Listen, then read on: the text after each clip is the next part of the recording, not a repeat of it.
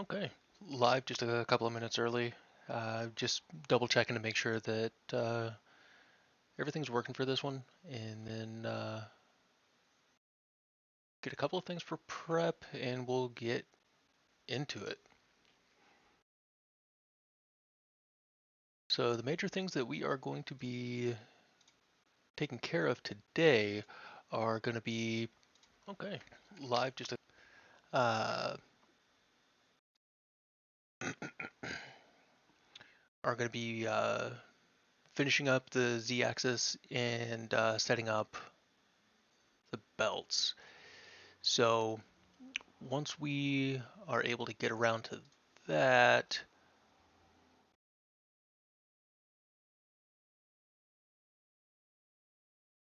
should be able to start doing the wiring and get everything all finished up here. So I'm just going to go ahead and throw a couple of links in Discord.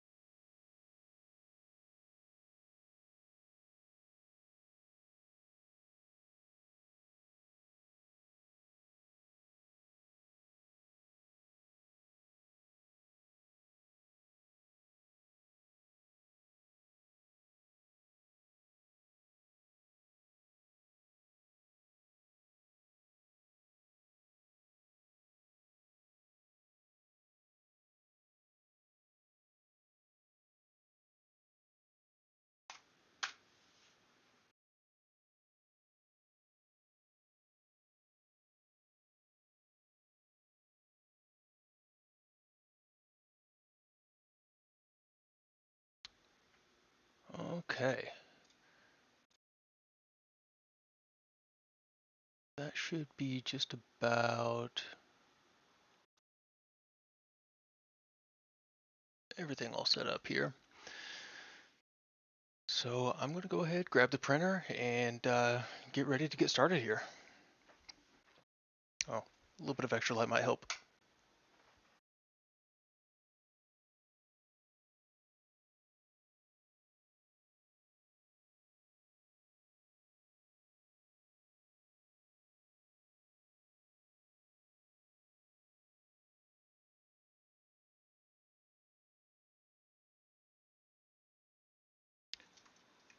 Now for the extruder motor, I am going to end up needing to crimp a line.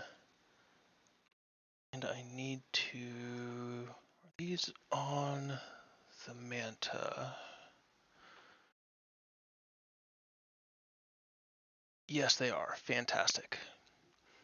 But it looks like I've got some extra lines that I'm not going to need now that I have the larger steppers.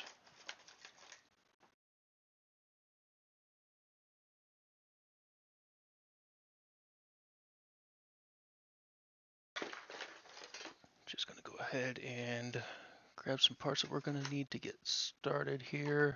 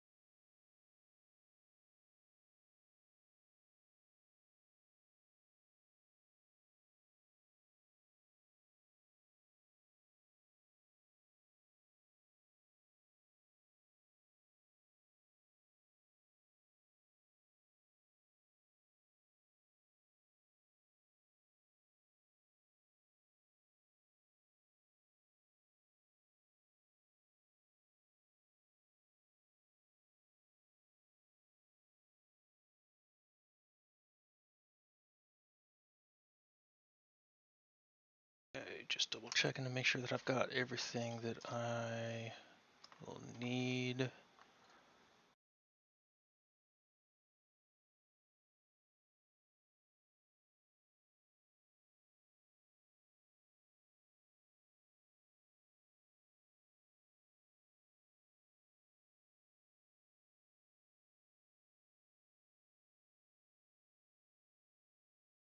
that should be it. I should probably remove this bed before I throw it at something.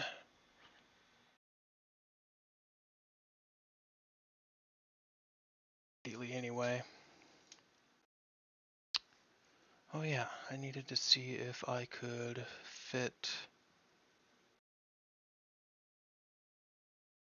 a couple of hex nuts in here.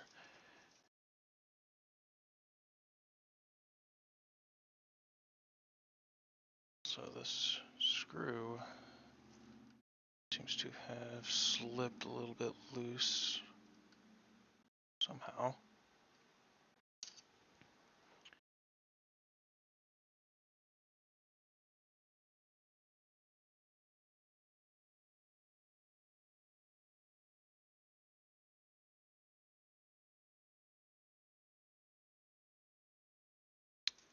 Nice. Definitely looks like I should be able to get these in here.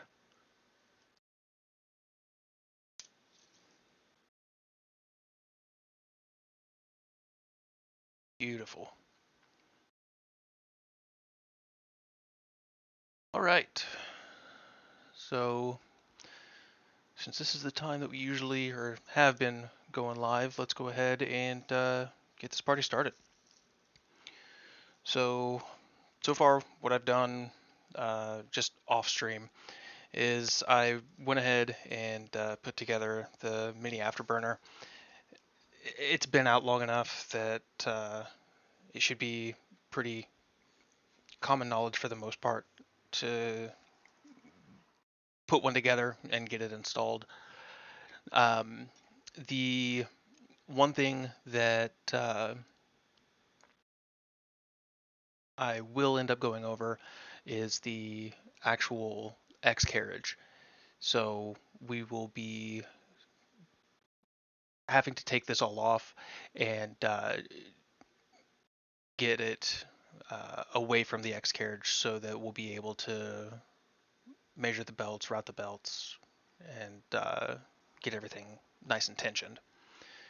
But aside from that, off stream, I also went ahead and printed a replacement for this lower left motor mount, as the arm over here snapped off while it was in my big box of parts. Kind of a dumb move on my part. I had a power supply and a bunch of other stuff just rattling around in there, so definitely should have been expecting that.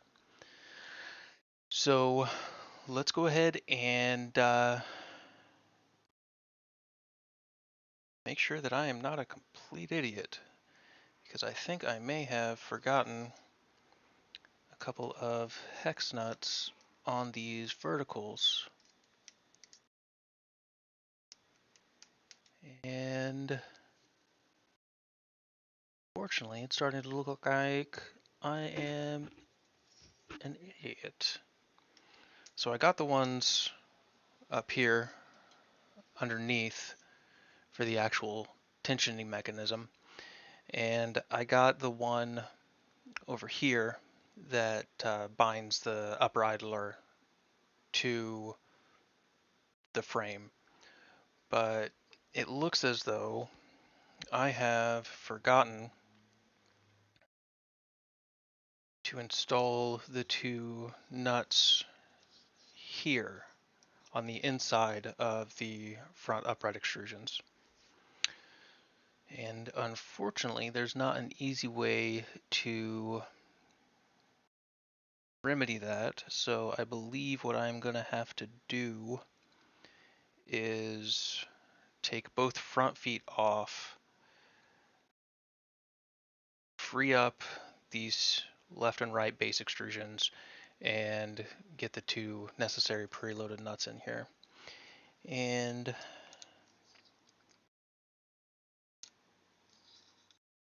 I believe did I also forget the preloaded nut? Or yeah, it looks like I forgot the preloaded nut for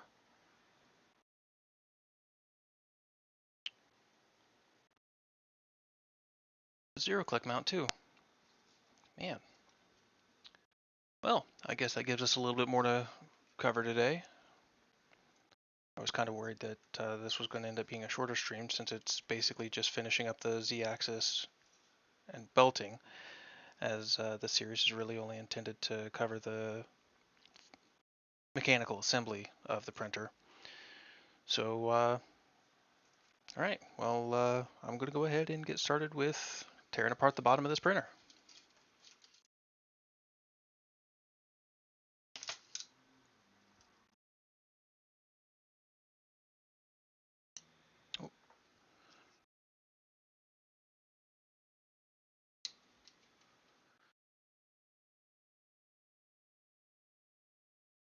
One thing I am pretty happy about with the design for the feet is you don't actually have to take the rubber foot off in order to take this pad off.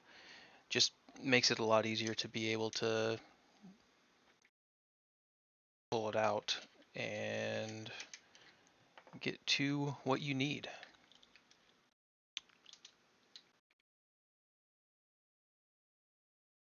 Hey Chirpy. Yeah, the bane of every V0 build. Yes.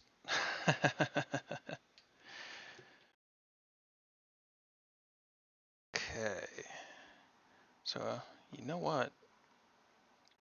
I think I'm just going to have to take just about all of the feet off now that I'm looking at it.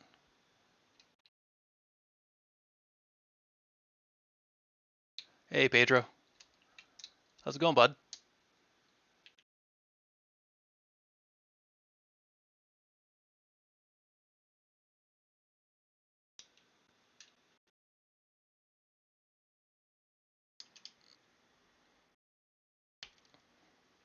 Jeez, I torqued that one down.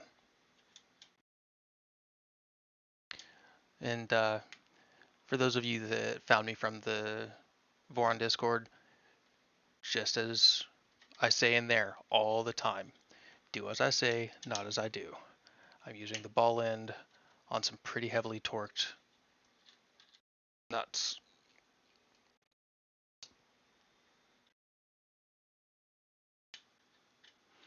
Not bad, managed to catch you streaming for once. Yes, you did.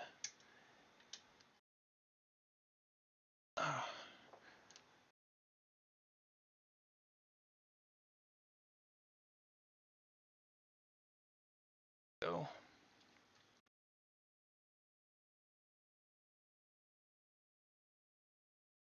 Okay, so these front two have come loose, and it's important to note that there is now nothing keeping these bearing blocks on the carriages.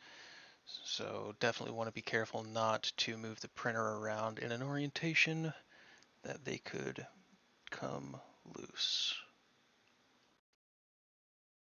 Right.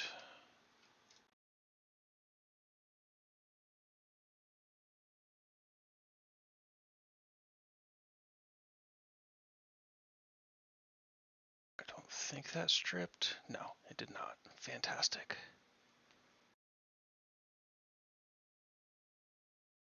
Yeah, and as I was expecting, I am going to have to take all of the feet off. I knew that these were going to add some extra rigidity to the bottom just with how chunky I made them, but I did not know exactly how much until now.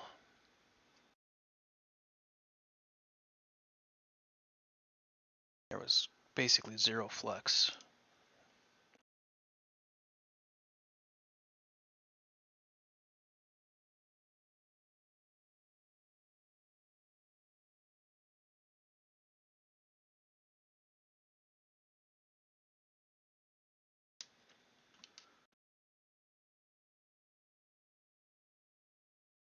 So what are everybody's thoughts on the tap and boop that are eventually coming for the V0? Personally, I am really excited for boop. It's something that I have very much wanted basically ever since I started 3D printing. I never liked having an outside sensor. for determining the tool head's position along the z-axis. Oh, still pretty daggone rigid.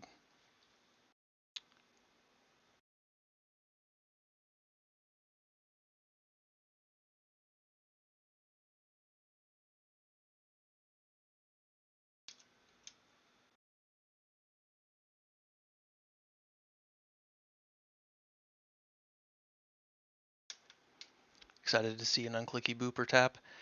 Yeah, I believe I saw some rumblings about Dustin Speed on the Voron Discord already working on an unclicky version of tap.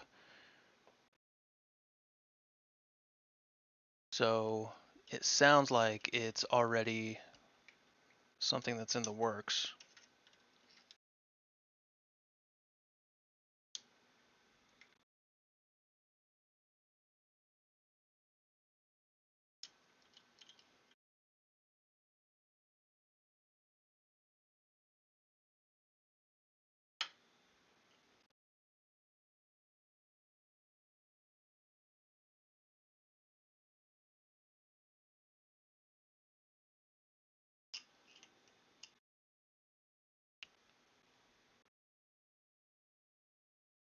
Personally, I'm pretty excited to play with a new technology in the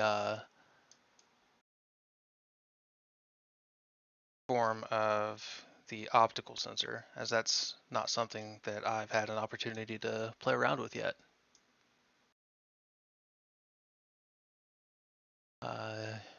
Chirpy, you were working on a hot end probe sensor, but it doesn't compare to what they've done. Oh yeah, I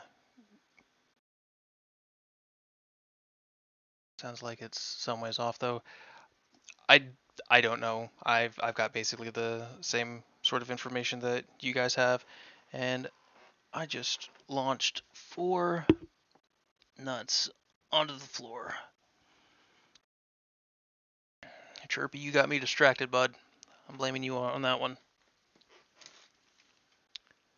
And I have completely lost one of them. But yeah, Chirpy, one of the very first things that I started working on whenever I joined the Voron Discord was a toolhead or a nozzle probe. And this was back before I'd even finished building my very first Voron. It was something that I was going to go, or that I was planning to put on my completely clapped out Ender 3 V2 that I had installed Stealth Burner on.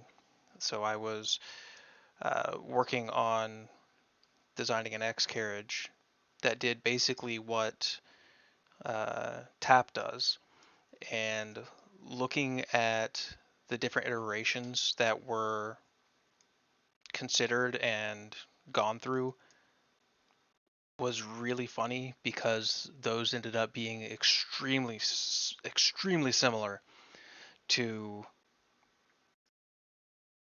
what I had ended up going through in my I guess design process. So I usually like to say something along the lines of great minds think alike. Either that or we're the same kind of crazy. I figure we're probably just the same kind of crazy with how much time we devote to 3D printers at this point.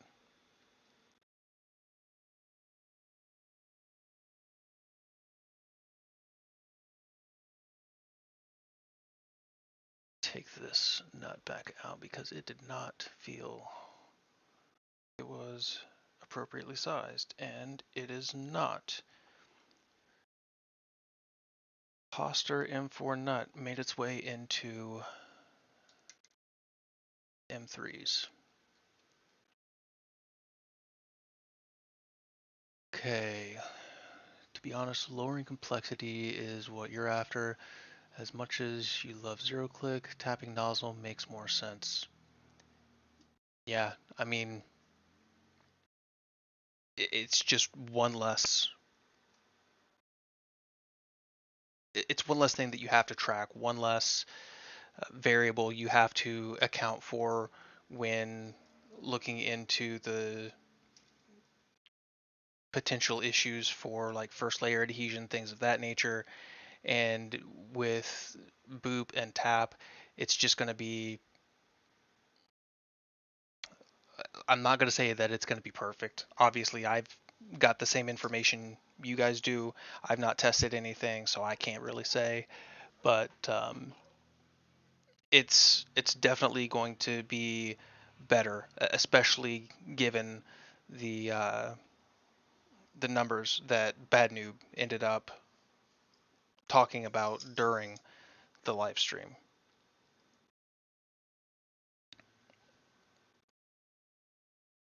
Okay, there we go.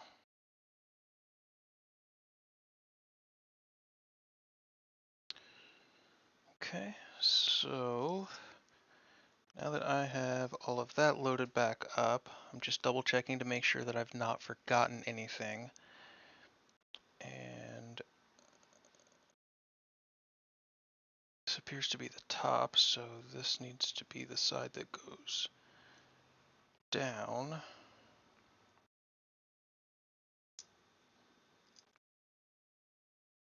I am still finding ways to lose nuts. Did these come from? Are these the ones that, yep, these are the ones that are supposed to be up here.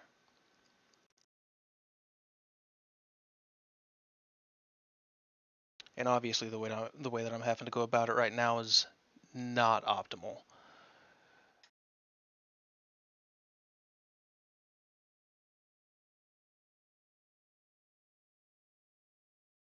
Where do they all go?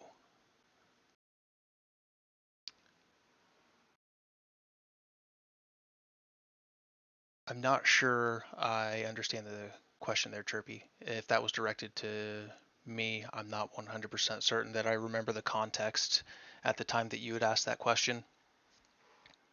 So if you don't mind refreshing my memory. And then what is boop compared to tap? As far as um, accuracy is concerned, there have been a couple of just offhand comments from people that have been testing it, and it's not to the same degree of accuracy that tap is yet, but it's still extremely, extremely accurate. And within, I can't remember if it was as accurate or within spitting distance of like a regular clicky switch. And from my understanding, tap, or rather uh, boop, basically just started development when the Voron Live was scheduled. But I could be very wrong on that.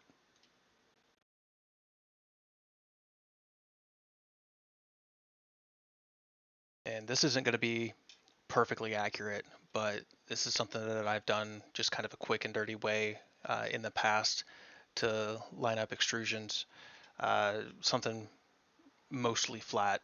I'm just using thickish Allen key, and I'm just kind of laying it across the extrusions, pressing them together, and that gets me close enough that I am happy. Except for that one. That one wandered a little bit.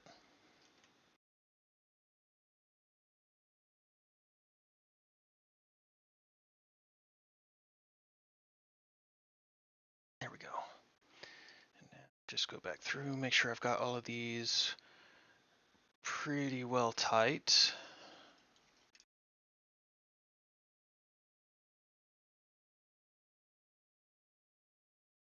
Remember, right, this one's already pretty well tight. Yep, there we go.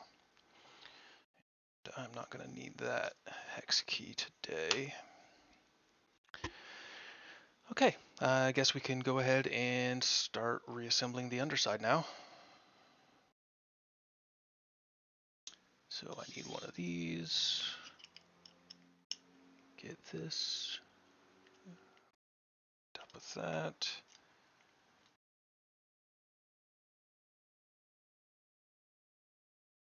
All right, feel that tightening.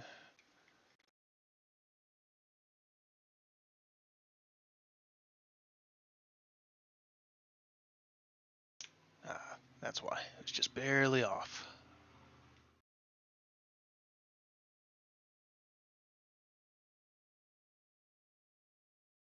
Go ahead and throw the pad back on just so I'm not having to visit every corner twice. And that way we can actually get started on what we were supposed to start on this stream.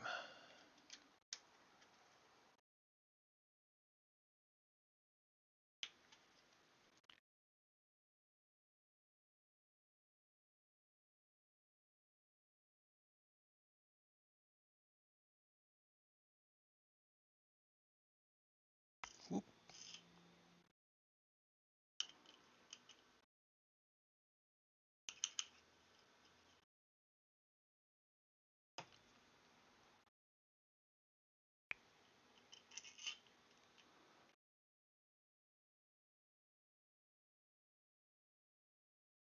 So I know a few people have expressed their excitement for the Pandora gantry and the Pandora's box full build.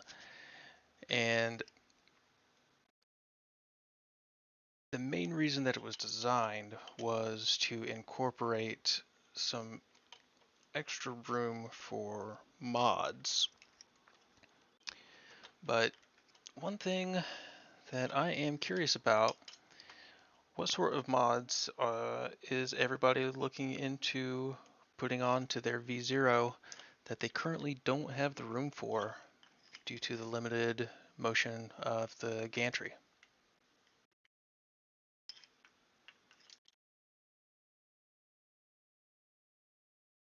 I know with the kind of soft announcement of Boop, the biggest thing that I'm going to be excited for is going to be a nozzle brush. While you kind of could get something on the V0,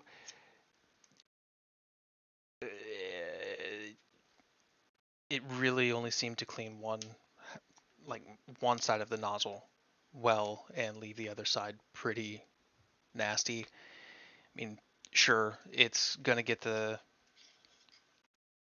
actual tip, which is the part that matters the most, but I'm OCD as hell. And yeah, I would really much rather be able to clean the entire nozzle if I'm going to be cleaning it.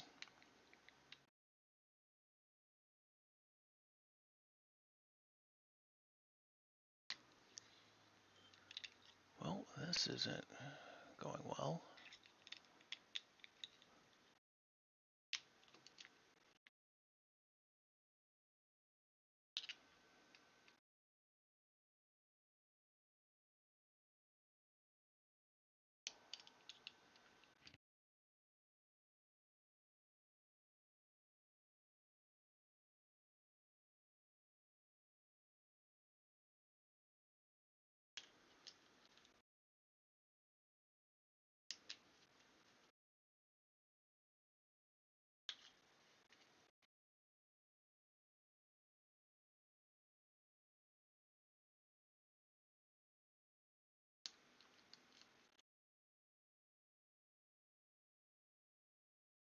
And one last corner, and we should be able to actually get to what was planned for today.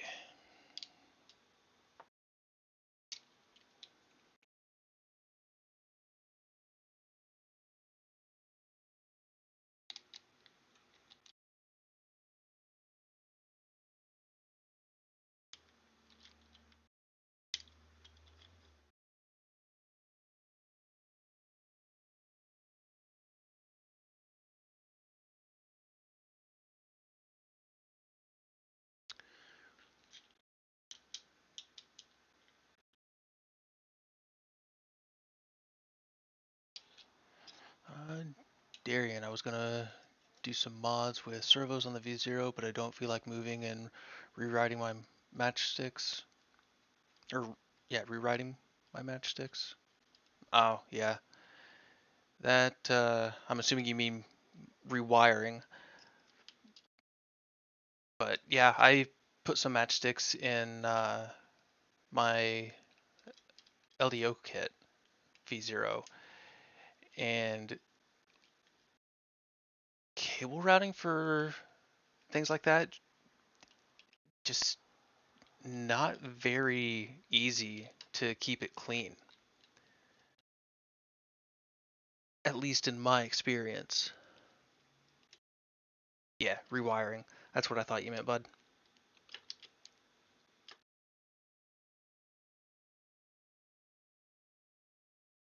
Why does this screw not feel like it's starting?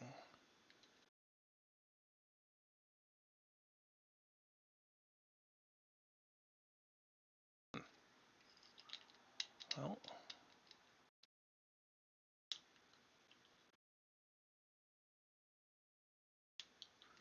I presume you've seen nozzle wiper for the V0. Is that the one with the servo?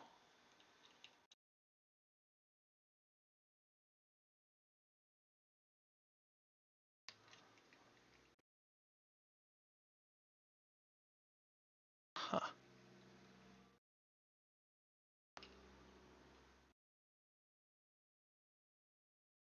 That's frustrating.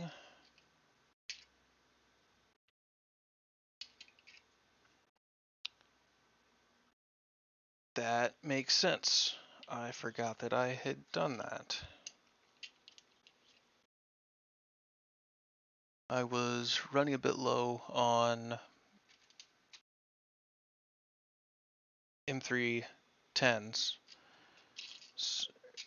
or button heads. So I ended up grabbing one of my socket heads a little bit earlier today whenever I was remounting this, and I ended up putting it in the hole that I was just having some trouble getting the screw started. And that's because I was using the wrong size Allen key for an M3 socket head.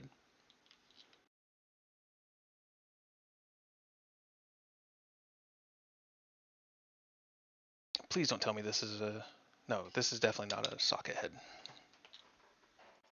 That would have been rather frustrating.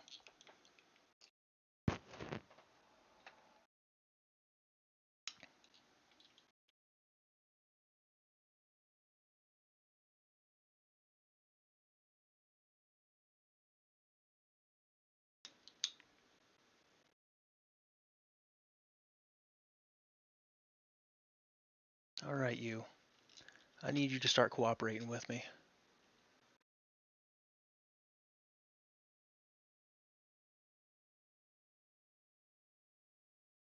Please? Don't know why, but I cannot get this screw to start. I mean, I know why. I keep missing it. Hey, Morat.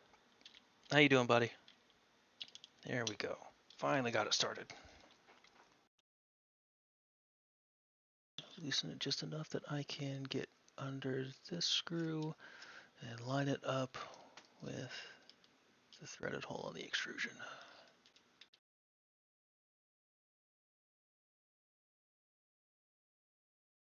Chirpy, if you couldn't tell by me asking if it was the servo-powered nozzle brush. Yeah, I've seen it. I've not done anything with servos before. Um, I'm honestly still pretty new to the modding and 3D printing space. I've only been a part of the Voron Discord for a few months at this point, and further, I've only been doing 3D printing since a little earlier this year. Same with CAD work. This is the first major project in CAD that I've worked on. Okay, so now that we are where we needed to be at the start of the stream, but weren't because I was a dummy on the first stream, we should, in theory, be ready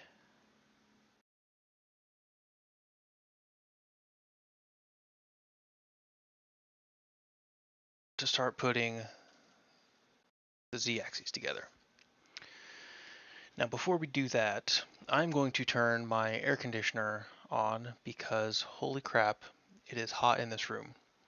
It is 32 degrees Fahrenheit or 0 degrees Celsius, and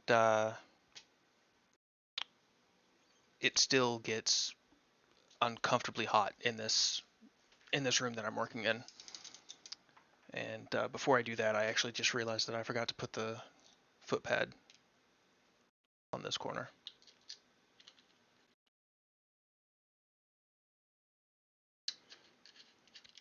And if it weren't for the fact that I was doing a live stream right now, I would probably just go ahead and open up a window in my bedroom.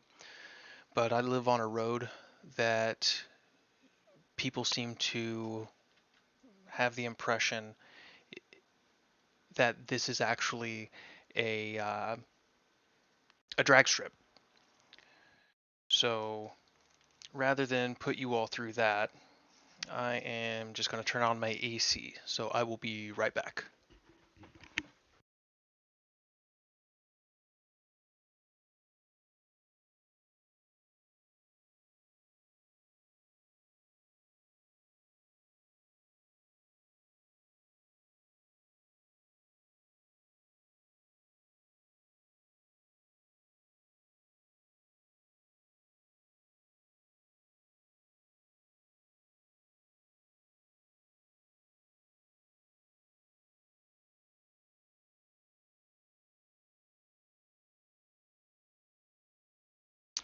All right, figured it's probably a good idea to go ahead and set that can of soda out of the way just to make sure that I don't end up with any emergencies during the stream.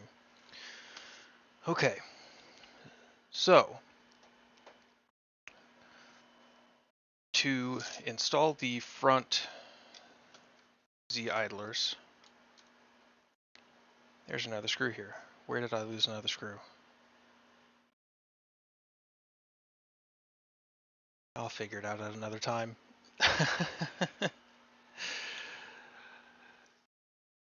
It's easiest to set the printer on its front. And we are going to start with the rear half of the left side. So it's got a notch for the front part of the idler to slot into, but the front idler just sits on a 16 millimeter button head, or excuse me, socket head cap screw that threads into plastic here, and then this hole just basically sits around the head of the screw to keep it from uh, moving under tension. So being with the design of this part, I'm sure it's relatively rigid, but I just wanted some added security, and I don't like the idea of having anything just kind of sitting cantilever. One of the big reasons that I went with this design for Pandora's box was I'm not a fan of the cantilever bed on the V0. Um, the Kirigami does tend to help a little bit, but there's still some amount of sag that you just can't get rid of. Now, eventually, what I plan on doing with the uh, LDO V0 that I have is I plan on turning it into a full Pandora mod just like this one, except instead of having the box 0 frame, it's going to have the stock V0 frame, all with these adjustments just modified so that it's able to fit within that stock V0 frame. So let's go ahead and start getting prepared here. We are going to need, I believe it is 2 12mm screws per side. And we have this piece here, which sits on top of the idler from the back, and I believe it's another M316 or an M325 passes through here and will screw into this part to apply tension to the front belts. So we're going to start by getting these guys installed, and I need to grab the right or the correct side for which one that I am currently working on. And I'm also going to double check, make sure that it is M312. Yep, looks like M312. Go ahead and get these holes mostly lined up with the preloaded nuts here. There we go. That should be just about where I need them.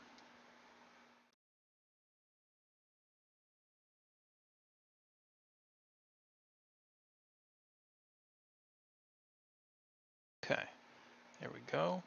And being that these are used as a tensioning mechanism, you don't want to really torque these down. You just want to get them snug.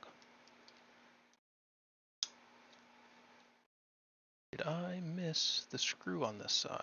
Or the hex nut? Definitely feels like it. So, yep, totally missed it.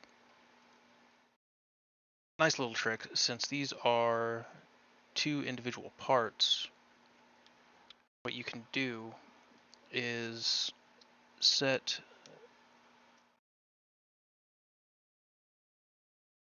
the primary color part, the part that actually has the idler on it, down, and use that to line up where the nuts are going to need to be, and then already have the screws preloaded into the accent piece that's actually used to tension.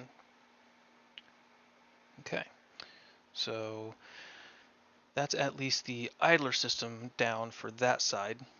Now this piece is I guess somewhat unique as far as tensioners are concerned, as I've not seen it so far in my short time the Voron system. And I'm not talking about just putting a hex nut in here, but rather using the additional space inside the extrusion to allow for the travel. So I'm going to go ahead and turn this upside down so I can show you guys what I mean.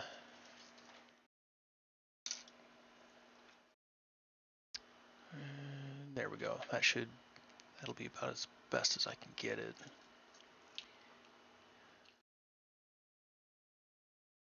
Try to get the stuff out of the way. That's about as best as I can get it, and the focus is going to be up here. Yeah, I can't get it to focus on me. So when this tensioner is fully tight, it will actually press all the way up against, well, not all the way up against the frame, but all the way up against the body of this tensioner. And because there's roughly 5 millimeters of space between the face of the extrusion and the back or the inner face of the extrusion, I'm using 4 millimeters of that as the travel for the tensioner. And it looks like I do need M325s here. Do I have M325s? Looks like I've got one M325, but not two. So it actually looks like I'm going to have to dip into my stash of socket heads.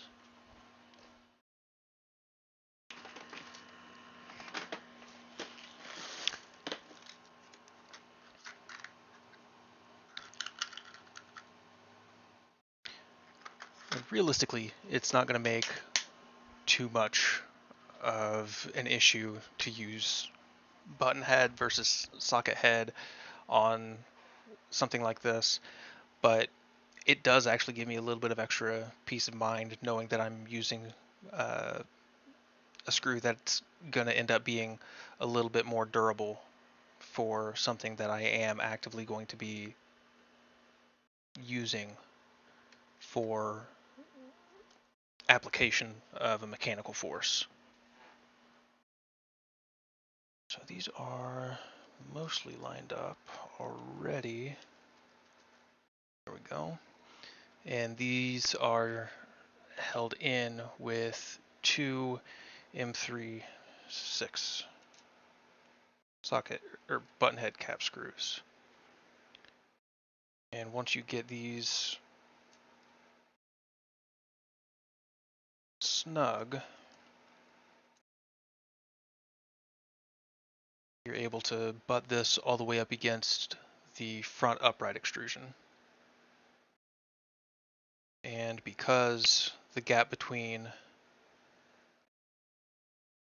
or the gap in the face of the profile of the extrusion is only right at 3 millimeters thick, you're not going to run into any issues with that nut falling out, even if you do apply pressure to it.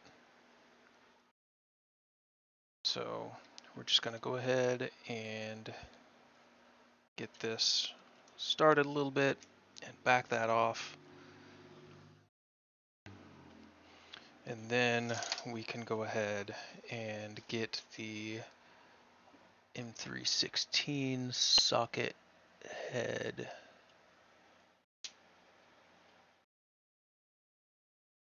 Well, shoot, I guess I gotta dip into my stash of socket heads again. I thought I already had these setting out, but apparently I do not. There we go.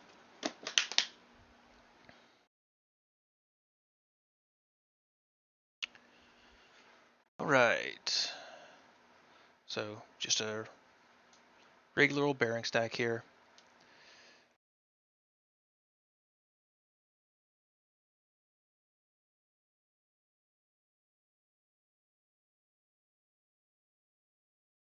You know what? Just realized that I think I did this one backwards. I'm pretty sure that I was supposed to start with the front, because once I get this bearing in place, I am not going to be able to access the nut that is required to keep this relatively rigid to the frame.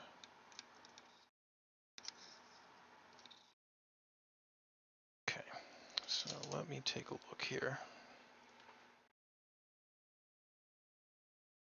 Yep, so I am going to go ahead and finish the assembly of this portion, because once I do get the front part of this idler in place, I will be able to just button everything up and move on to the next side.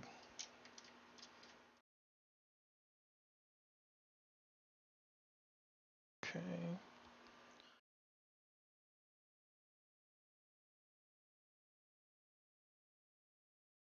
Now that I think about it, I want to try to line this up the best I can. Way I can try to use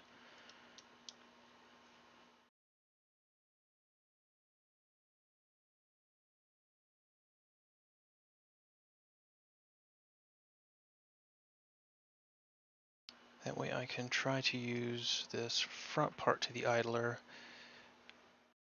as my index for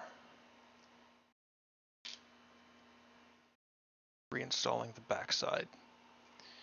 And to mount this part, it's just an M3 8 button head.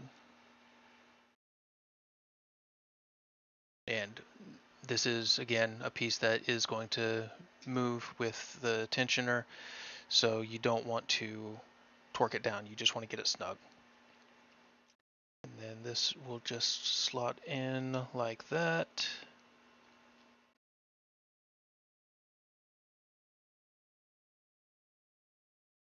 And it seems my plan of indexing worked. Awesome.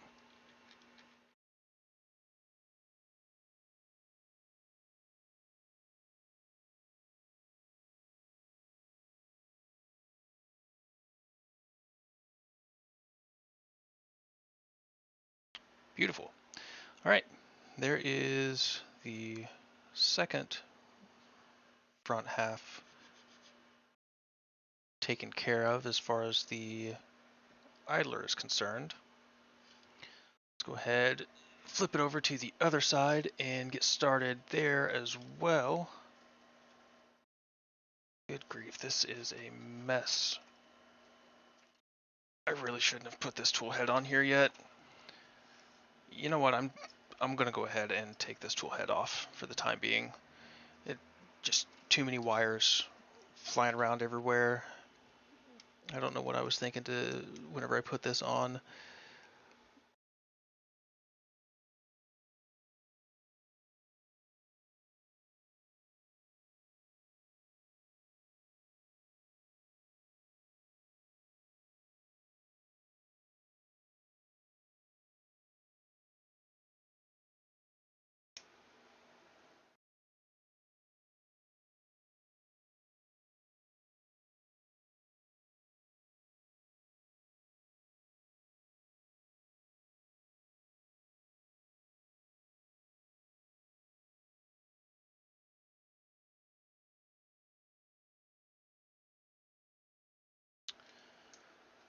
Okay. Now I do have a more general question for you guys. Not necessarily, or it's definitely not 3D printer related. Has anybody here been playing Modern Warfare or the new Warzone?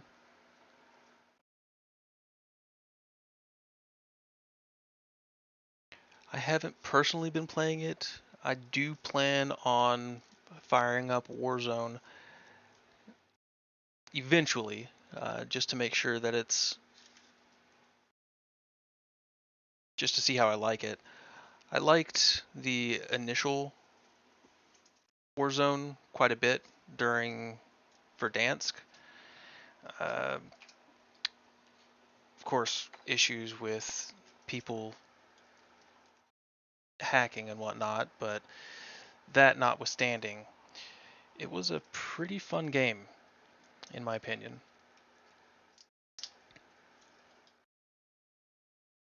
I've been looking forward to trying Warzone 2, as I've just not had the same sort of fun in the Caldera map as I did in Verdansk, so I'm hoping that Warzone 2 brings a decent bit of that fun back for me. And this screw came a little bit loose, so I'm just going to snug that up, and then we're going to take the motor mount off too.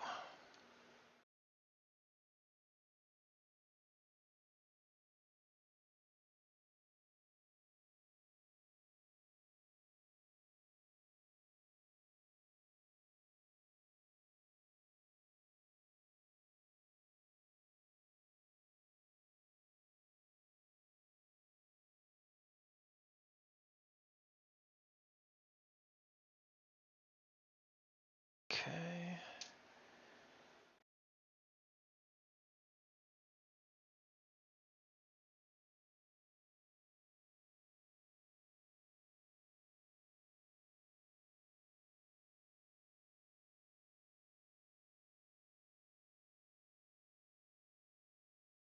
If you give me just a second, I want to go ahead and reload this page because I'm not sure if it is working properly.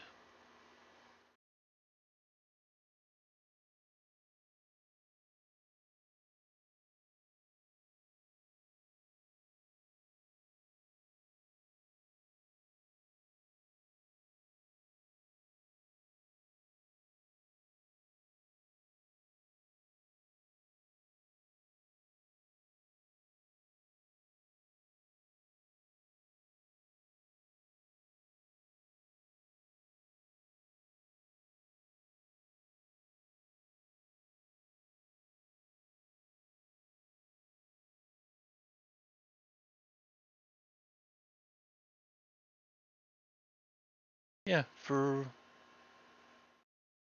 whatever reason, this just was not working. All right, well, I've got that fixed at least. Got that gigantic mess of wires out of the way. It should be a little bit easier to get back to installing things here. So again, the right side is just going to be the same as the left side.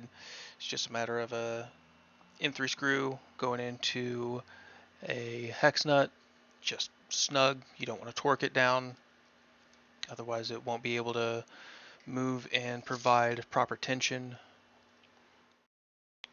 And then we slide these up, and we can go ahead and assemble the bearing stack that we're going to need here.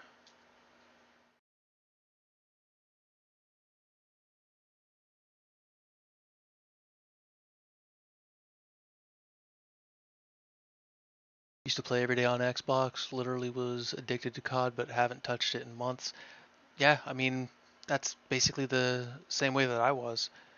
Uh, I would get off from work. Uh, First thing that I would do is just load up COD, uh, play for 3, 4 hours, go to bed, go to work, come back and play COD. And it was basically all I did for quite a while. And then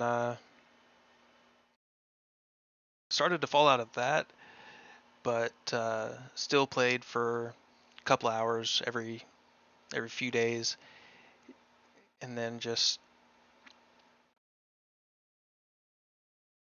Caldera, man. It just feels like World War II just ruined Warzone. Just the guns having the option of what felt like 40 attachments.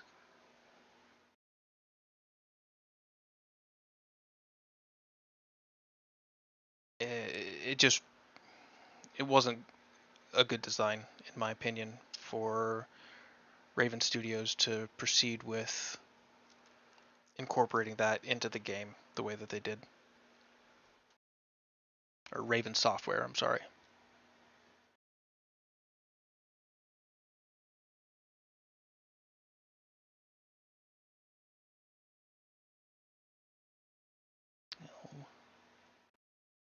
Down a little bit.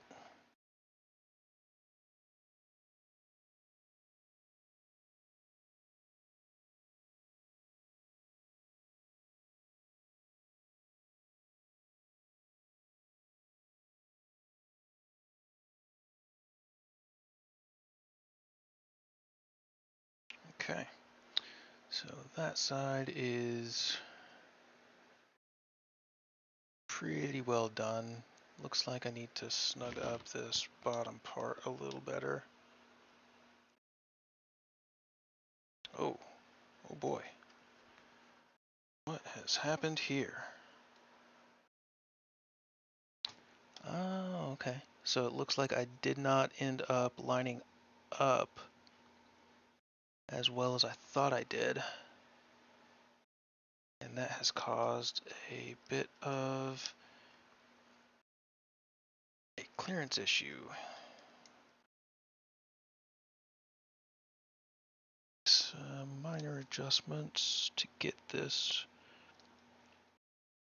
It needs to be, there we go.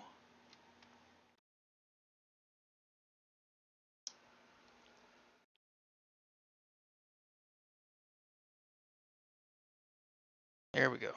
Now that's moving a little bit more rigidly.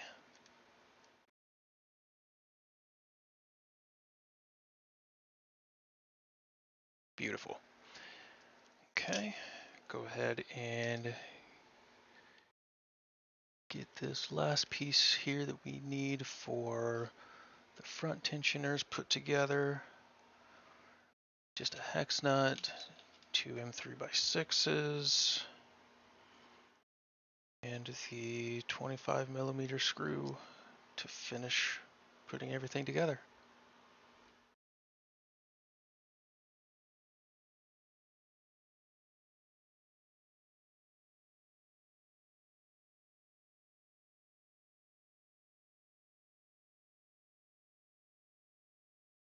That'll be close enough.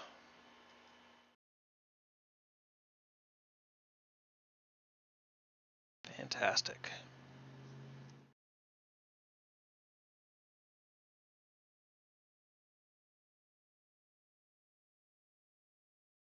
Okay. 325. I'm just getting these started up front here, just to make sure that when I do start applying tension, it's not going to, or whenever I go to rive the belt, I'm still going to have room to apply some tension. All right. So last is the upper idler for the rear. Don't tell me. Okay, good. For a second I thought I forgot to put some more hex nuts in here.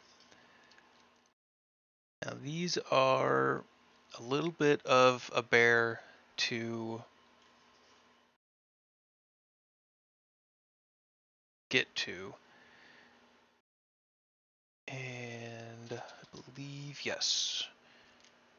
So this is the only plastic part that's used for the upper rear idler. So you just throw an M316 through each of these holes.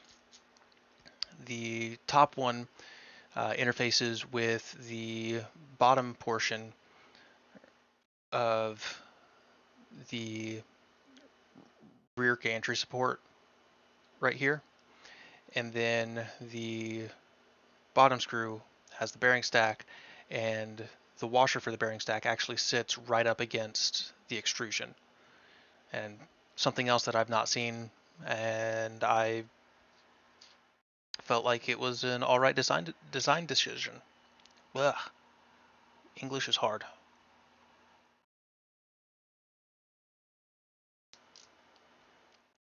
Okay, build this bearing stack and get this installed.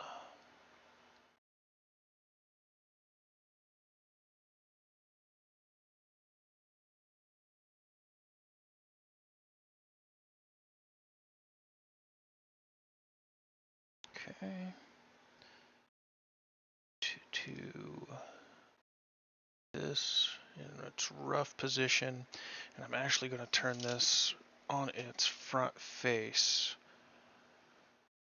so I don't have to worry about throwing the bearing stack while trying to get this screw lined up. I don't even know if the other screw is lined up, if I'm being honest. So this part you definitely want a ball head Allen key. You really don't have a lot of room to play with when the gantry's been installed with the motors here. I guess for the sake of making it easier, you should probably hold off on installing the motors until after you finish the assembly, or the AB motor specifically, the assembly of the Z-axis. And I'm actually going to go ahead and take this motor off for the time being.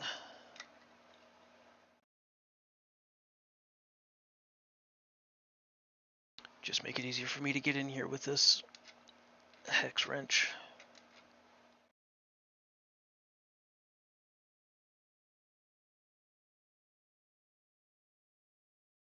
Now,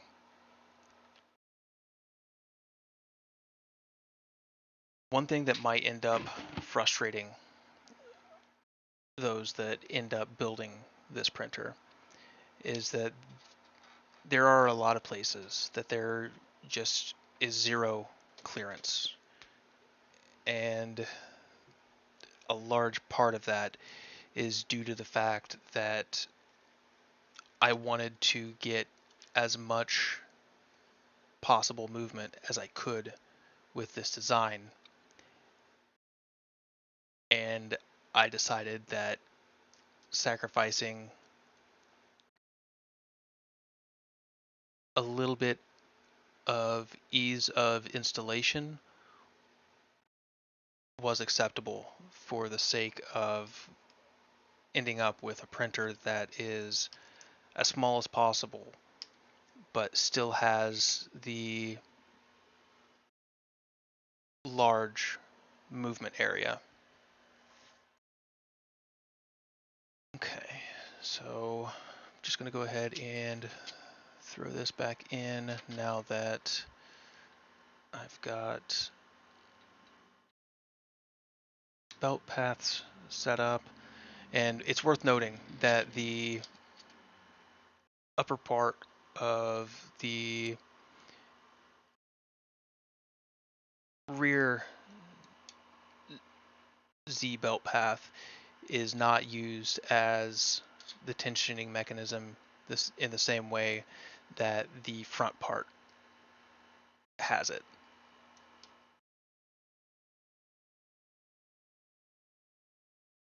So the top portion is going to be rigid for the rear Z belt path.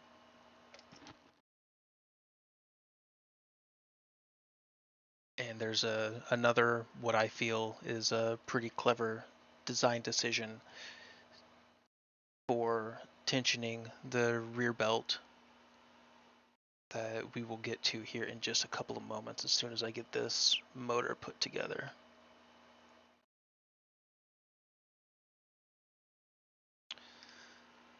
Oop, too tight.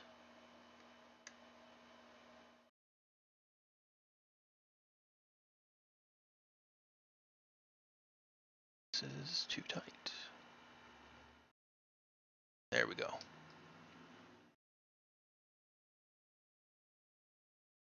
Okay, so let's go ahead and get started on the easier of the three Z joints to install and have prepared. So this is the rear Z, the rear Z joint. It has a spot for a GE5C bearing here, and this is actually where the tensioner goes. So what you end up doing is you take this little printed part here. It's got some teeth modeled into it that you can just barely see on camera because this camera is terrible for autofocus. And you load in that nut.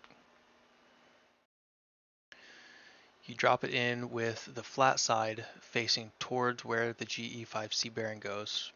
Oh, actually, I can't even put that in yet. I have to get the belt started first. My apologies. Alright, so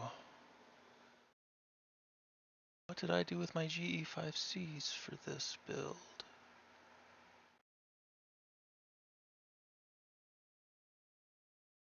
I thought I had put them over here. Did I put them somewhere else?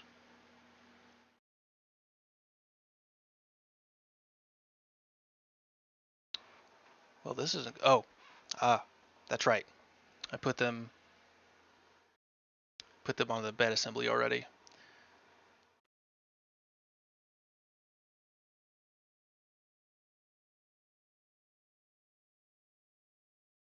Okay. So, just with this, it's 4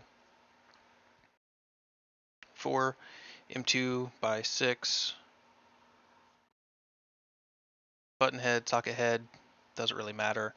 I'm using button head because I wanted to use as much black hardware on this as possible since it's a black and green themed build.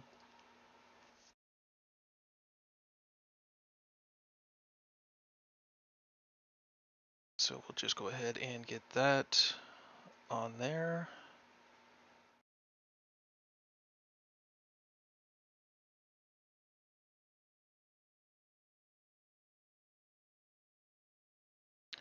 And then this just goes right on here.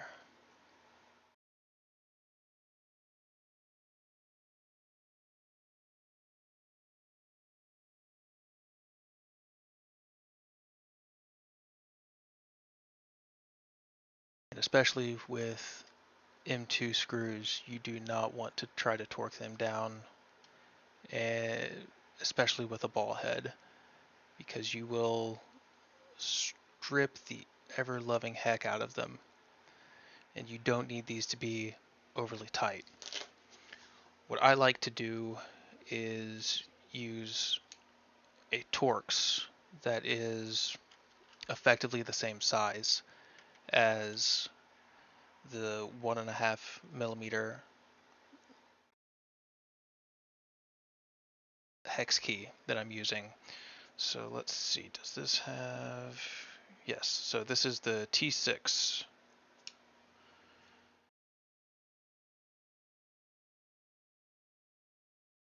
T6H specifically, I'm sorry.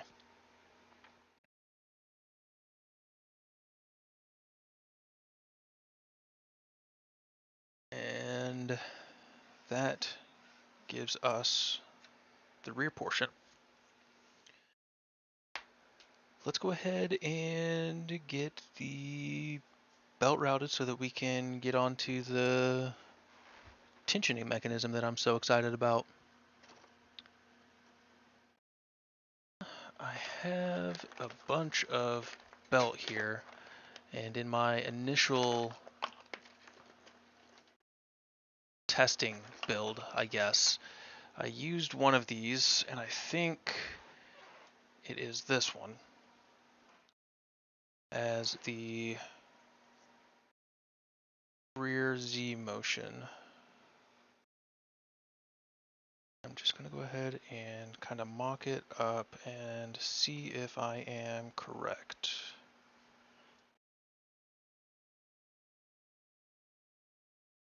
Nope, not that one. So it's going to need to be just a little bit longer. Definitely not that one. Definitely not that one. Don't believe it's that one either.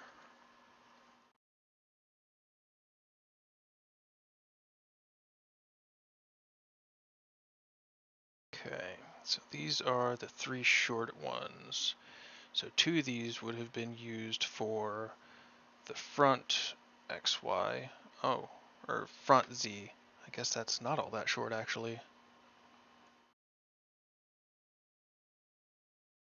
So these 2 are going to be for the front left and front right. This one is the little bit longer one that I used for the rear.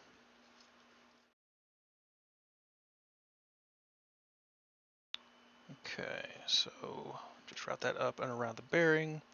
The other side we wrap around the motor.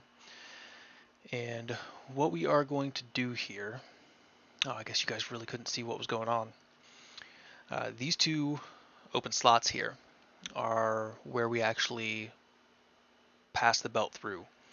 And we are going to use the tensioner as kind of a way to force a little bit more belt through and, well, apply tension to the belt.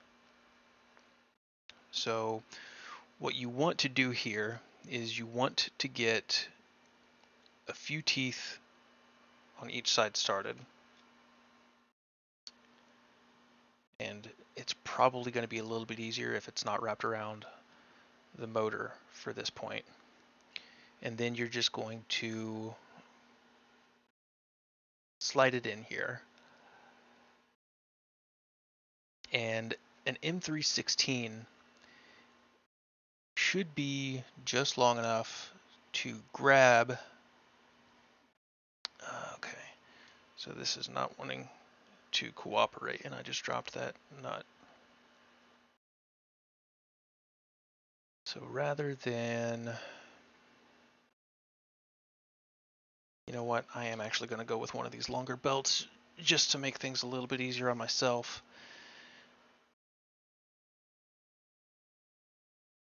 So we take one part and we feed it through the top hole.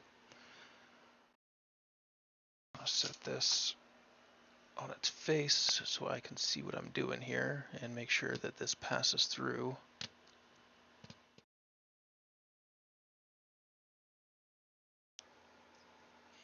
And just from the feel of it, it looks like I'm going to need to open these holes just a little bit more to make sure that there's enough clearance for the belt to get through.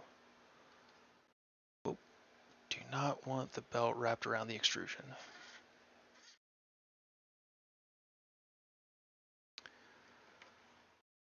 Then we go ahead and do the same with the bottom side.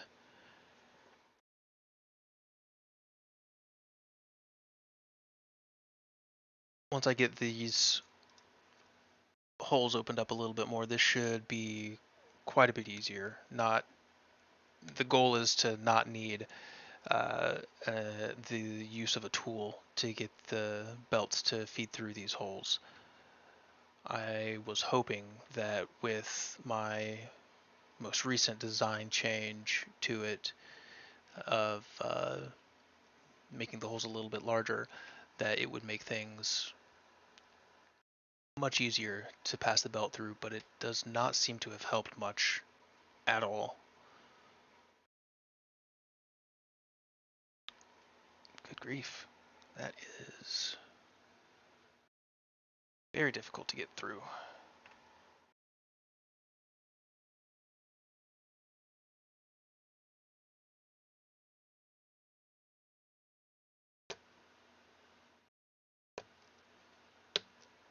Okay, we've got that started. Pull this through a little bit. Okay. Now, leaving that with a little bit of extra slack is going to help getting the tensioner in, because it's going to have to grab from the very back. And to get this started, you could use something like an M325. Seems to be a pretty reasonable size to do this.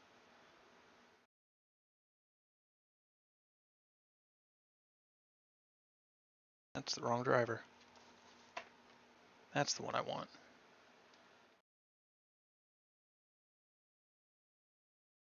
And as you feel the screw catch on the hex nut in this tensioner, you should feel it start to pull.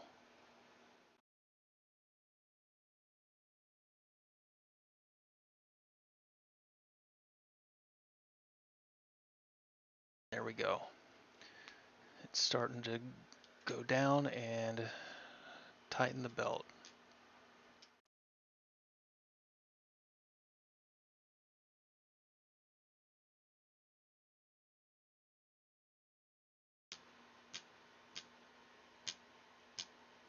Okay, and that's a tension I'm happy with. And now I get to cut down a decent bit of belt.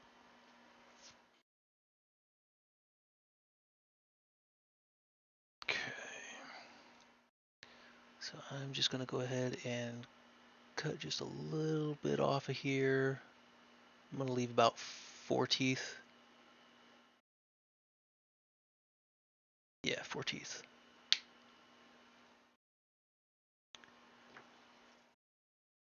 And that is the rear belt path done.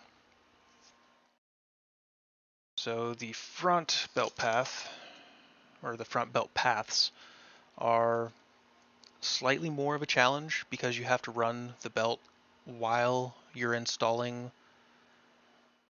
the joint for the kinematics. So on the back, you've got the ribs to grab the belt, and then it's going to wrap around to the front here.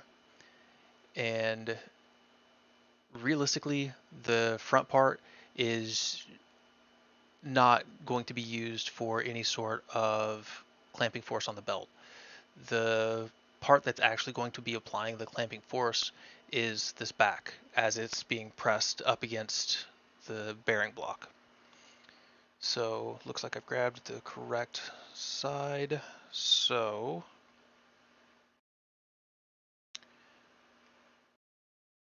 I'm gonna go ahead and get out the hardware that I need to get this started.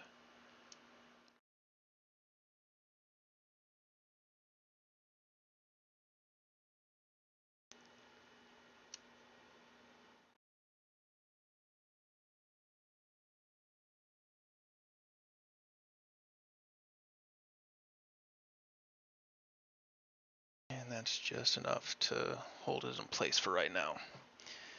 And you only really want to put 2 or 3 teeth coming through here, but the design for the joint as well as the covers that I've designed also have room at the bottom and top for excess belt to pass through. So it's not going to really matter too awful much if you end up with too much belt coming through either way.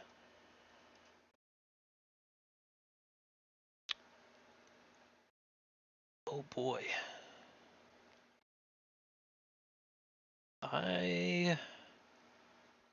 Yeah, I'm just going to end up cutting down another belt for this one too.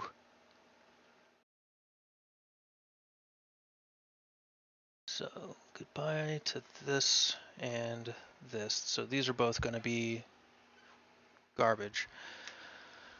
Well, I might be able to use them for something later, but not what we're working on today.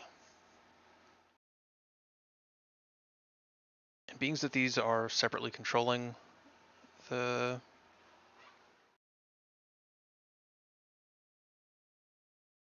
corners, I'm not certain that it actually matters that they be exactly the same length. I'd be happy if somebody could either confirm or correct me on that. But I am going to make sure that the two belts that I use for this are the same length. And I'm also going to use a couple of belts that already have a little bit of wear on them so that there's not as much stretching going on.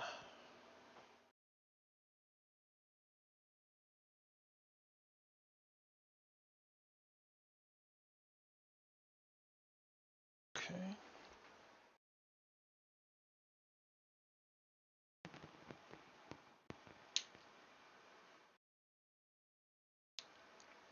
And there we go.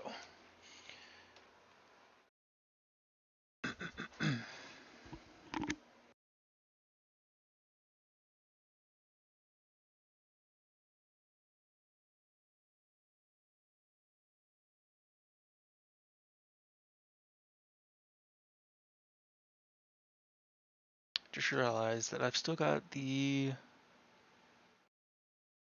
M325 back here, but I might just go ahead and leave it.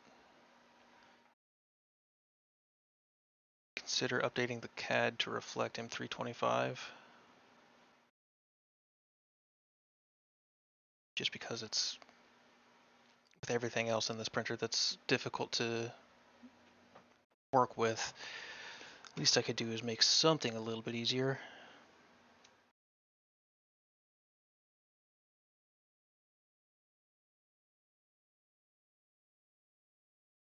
Okay.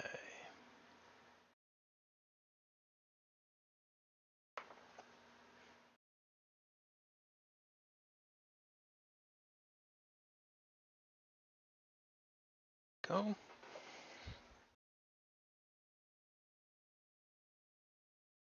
Get this routed, and then we'll loosen that screw up a little bit so that we can actually pass this belt through.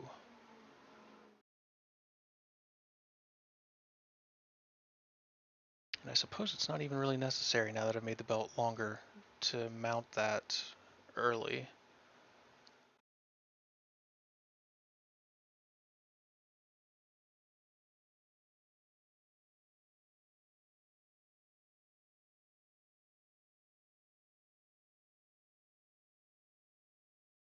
Okay. We're going to start pulling through some slack. Oh, darn it. Looks like I probably should have tightened that down a little bit more.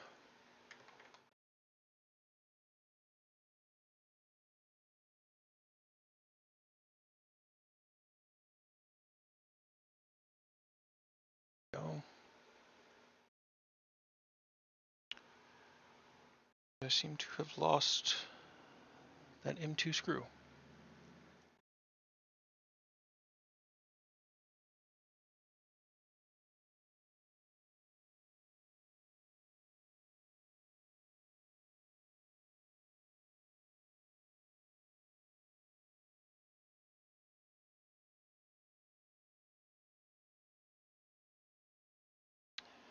And we go ahead and put that in there.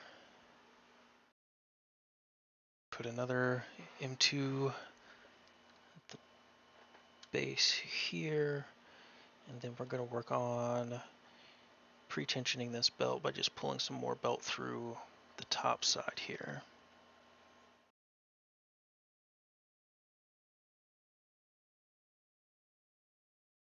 A little bit more.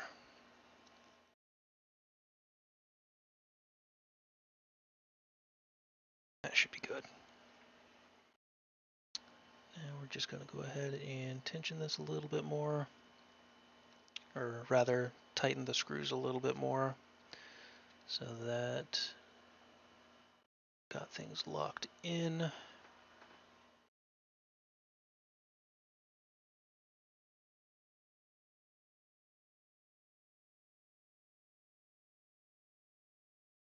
Then I'm going to see if I can find that M2 that I just dropped. Well, there's a nut that I just dropped a little bit ago.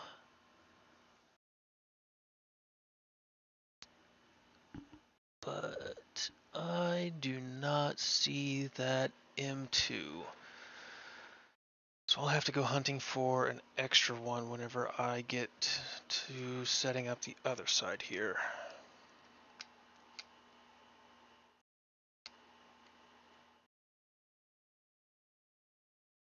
Okay. And just like, oh, fantastic, I found the M2.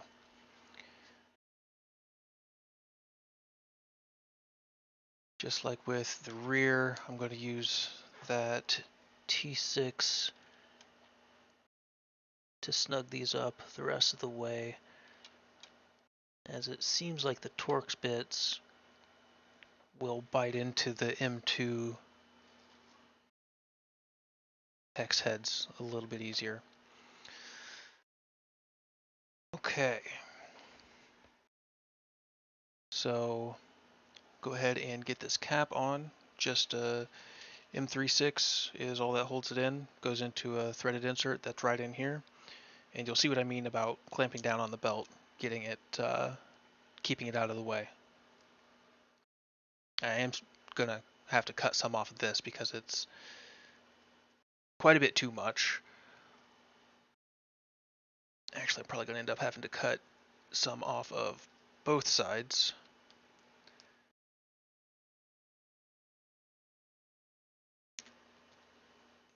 There we go.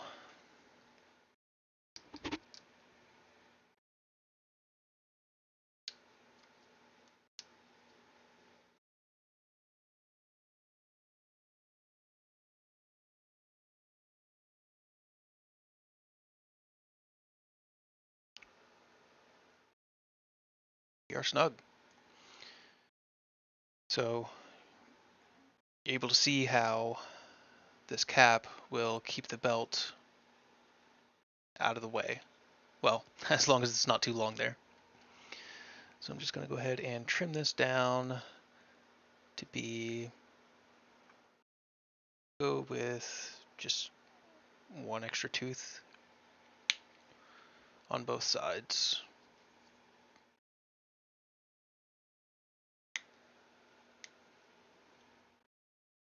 And there we go. Now able to apply tension as needed.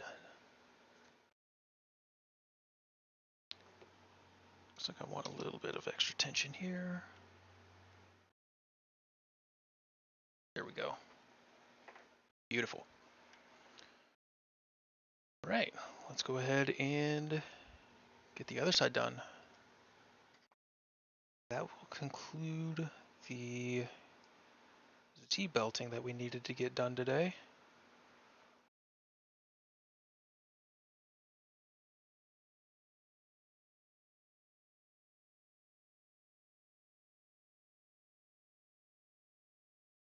Forgot this part actually goes through a closed hole.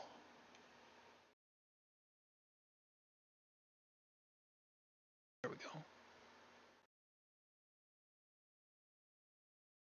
And just gonna get this one started again, just like we did with the other side. Just enough that we hold the bottom portion of the belt in place while we pull additional of the top portion of the belt through.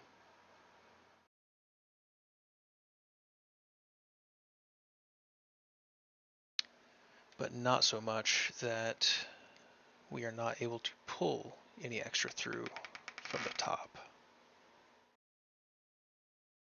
Okay, that feels pretty good.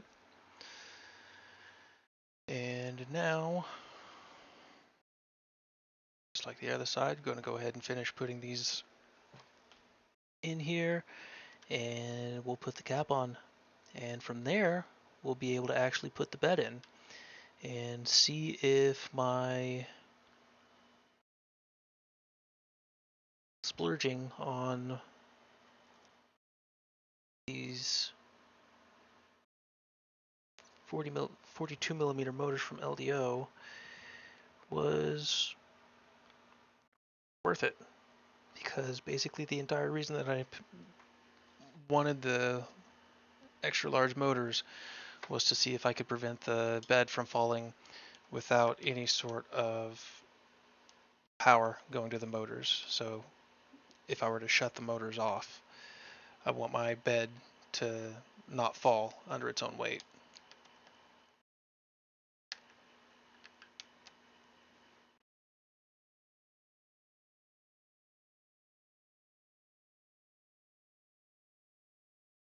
That should be all I need of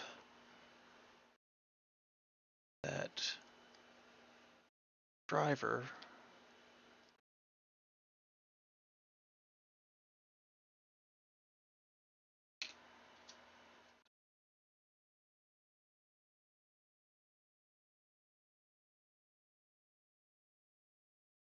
Okay, and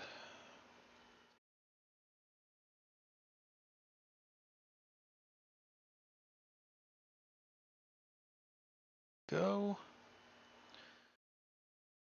One tooth on this side as well.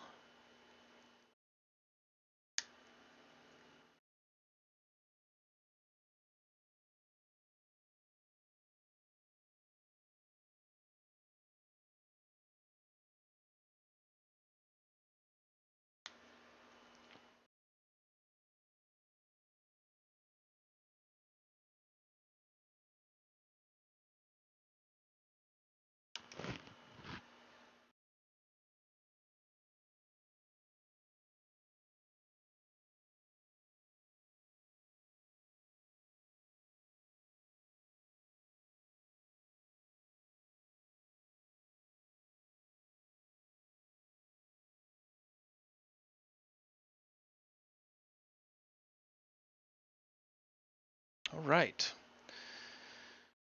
So the last bit of belting that we need to do is going to be in the gantry. Oh, I should probably take this rubber nub out so that I've got full travel over here and over here. Let's go ahead and take this all the way down, and just because I want to see, go ahead and put the bed in.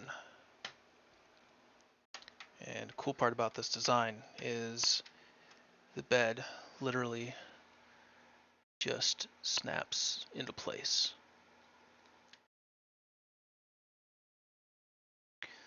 Looks like I might need to adjust some positions.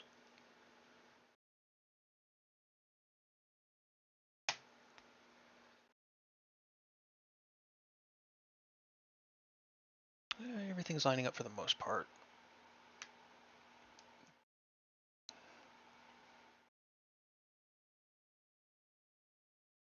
Well, at least for the test.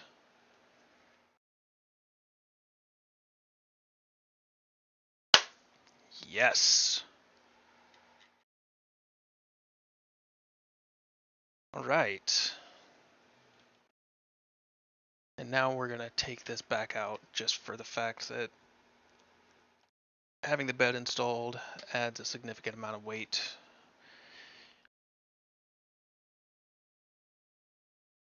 And we're going to have to be moving the printer around quite a bit because we are about to run the belt path.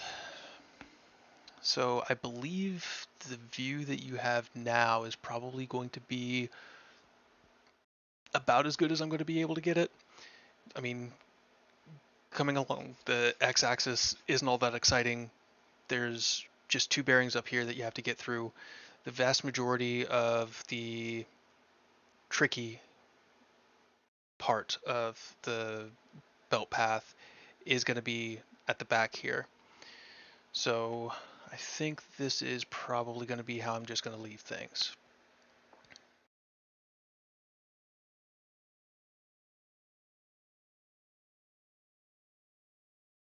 Now, the way that I run my belt paths, I actually got from Steve. And you run the belt path once, measure it, cut to length, and then you cut the other half of the belt, or the other belt that you need, to length as well. So that is what we are getting ready to do. Oh man, this is not the belt that I thought it was. And I do not have any bits of belt that are going to be long enough to do this.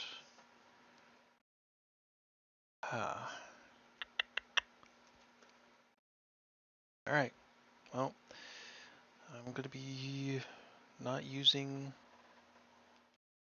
gates for the time being. Okay.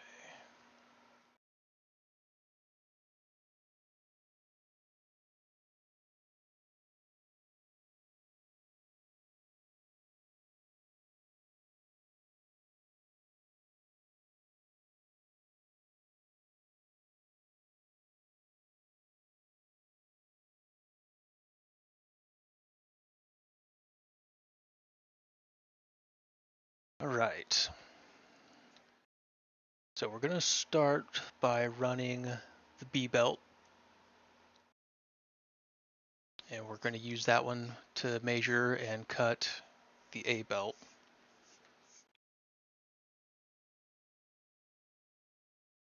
So, like I said, pretty simple up until the point that we get back to the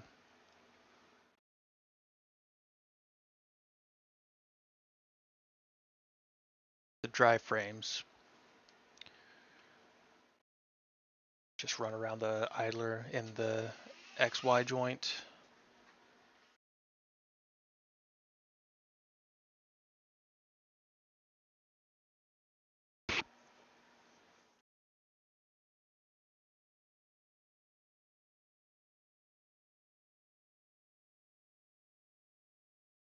Run it from the outside in between these two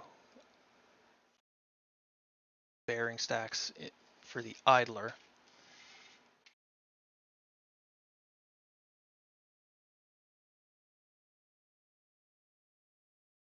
And then you really want to pull the entire gantry, or the entire x-axis, forward with that last tug, because you are going to need every bit of room for this back belt path.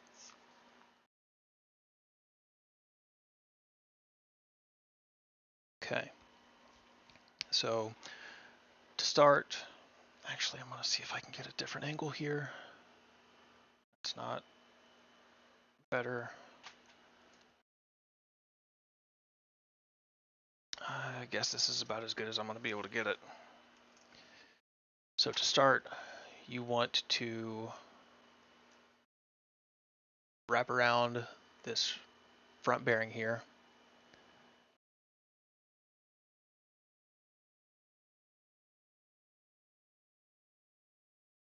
Oh, good grief.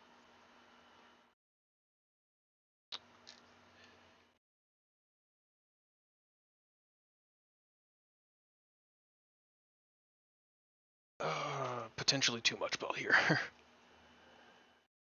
And I'm just going to pull it all the way through.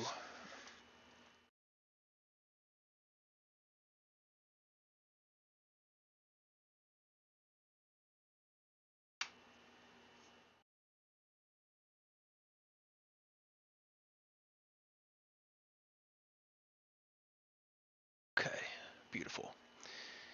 And from here, it's going to wrap around the motor. But rather than go straight around the motor, what I'm going to do is go behind this little spacer here.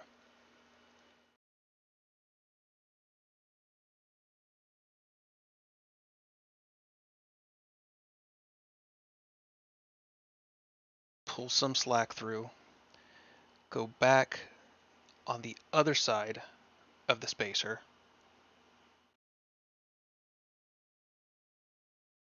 pull a little bit of slack through, and then this lines you up so that you can go to the outside of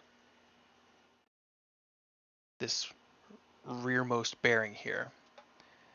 And if you follow that path correctly, whenever you pull this tight, you'll be able to just pull the belt up and around the drive gear, pull it all the way through,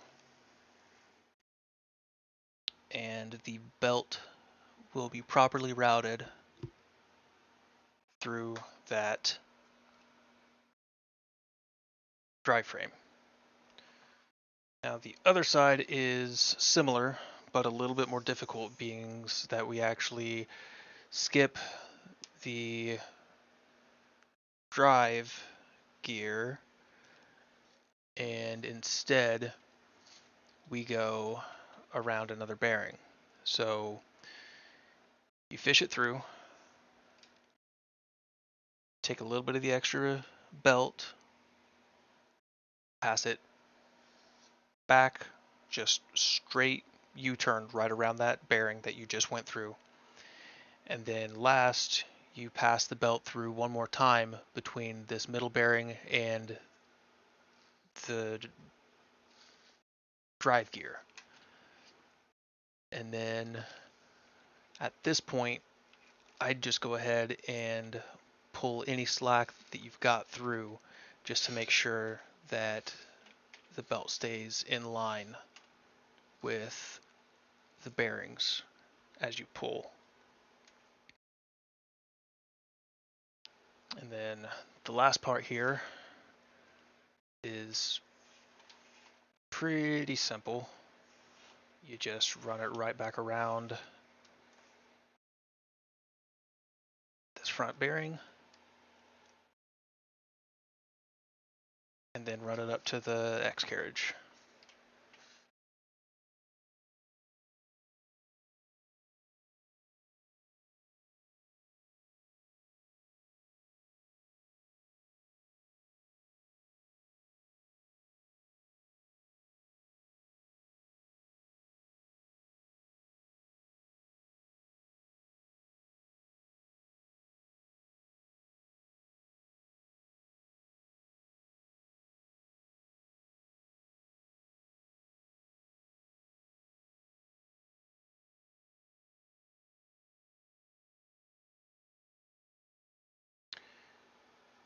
Right, and now we have one complete belt run that we can use to determine the length that we need our belts to be.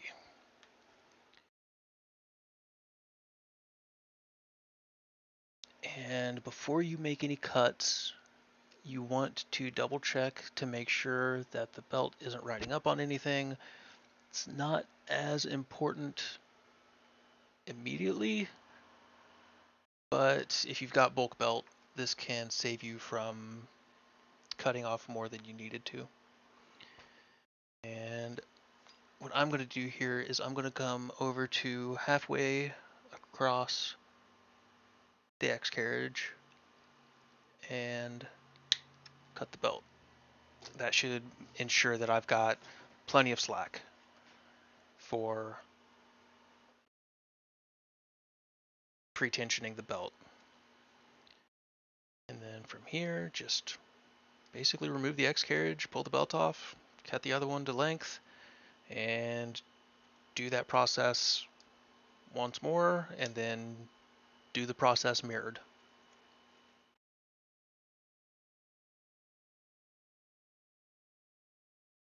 And I really wish I had a better way to show the way that the belt path, the way that I run it, to make it as easy as possible, because this really is a rather tricky belt path to navigate, and it can definitely be frustrating if you don't do it in one of a few particular ways.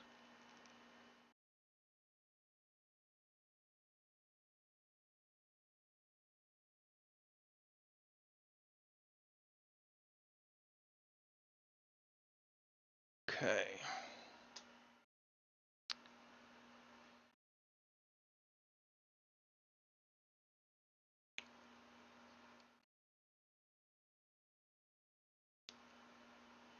There we go. Got two belts the exact same length. And we are ready to run them.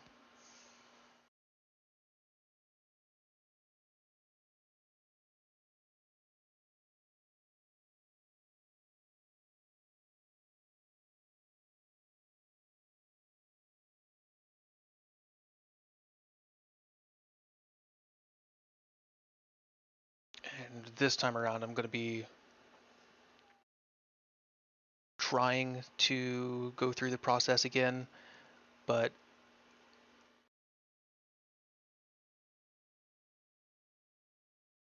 I really don't think that there's much that I'm going to be able to do to help show what I'm trying to convey with the camera setup that I have. I'm just, I don't have the appropriate equipment to really give you a close up and show you exactly what I'm doing. I mean, realistically, all the this is just a webcam sitting on top of a monitor that's set up as high as it can go. So I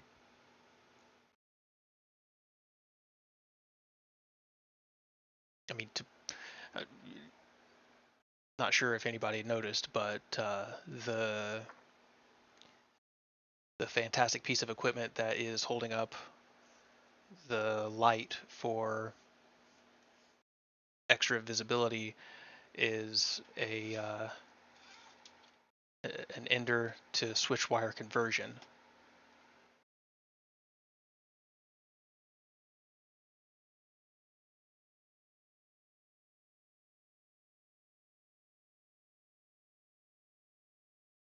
So that is the extent of my extremely fancy setup.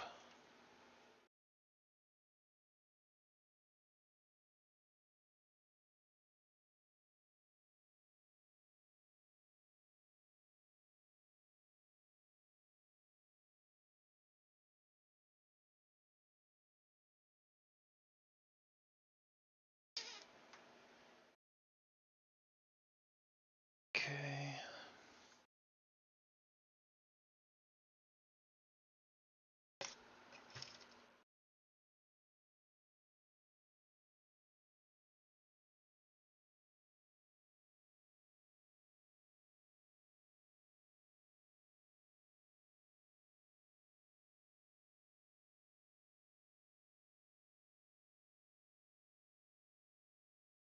And like I said, I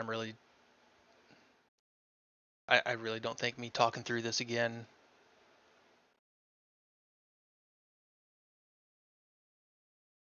is going to help too much with without a proper visualization. When when we start to get the manual for this put together, or more properly put through, I'm going to make sure that there are plenty of graphics and plenty of probably overly wordy excerpts about how the belt path should be run for the easiest and most time efficient way of doing it. I think the very first time that I tried to build this printer, it took me several hours. No, not several, but it took me more than an hour to belt the gantry the first time whenever I was trying to figure everything out for it. Did Nikila to switch wire conversion? How'd that turn out? What colors did you decide to go with?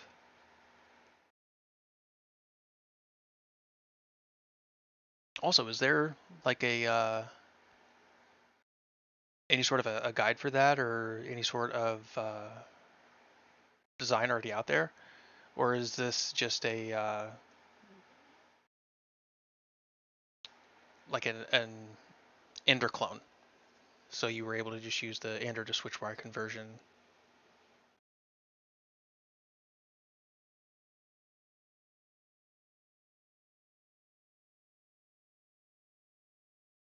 Red and black, old tried and true.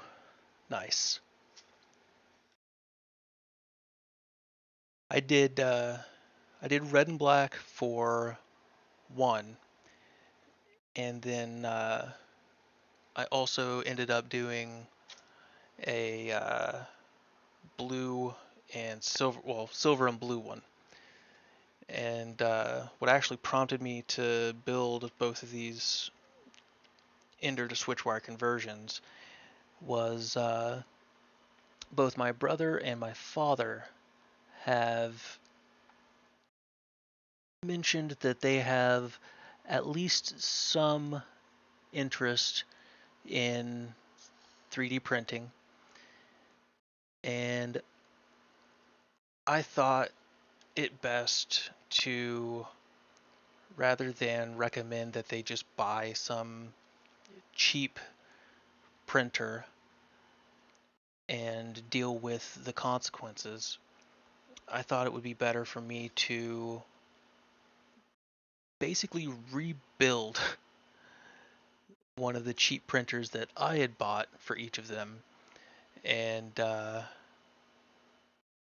make sure that they get at least a decent first experience. Basically, everything is the same as for the Ender conversion. Nice. So, did you end up going with the Dark Dog conversion, or one of the other conversions that are out there? I ended up going with Dark Dog for both of the ones that I did.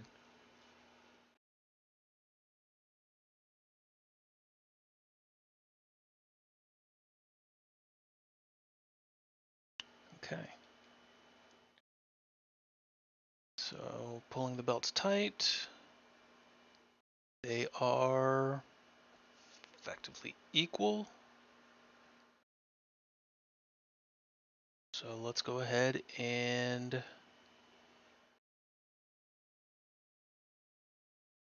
get these belts put into the X carriage. Yeah, I think I seen you mention that on Discord. You were giving them switch wires. Yeah.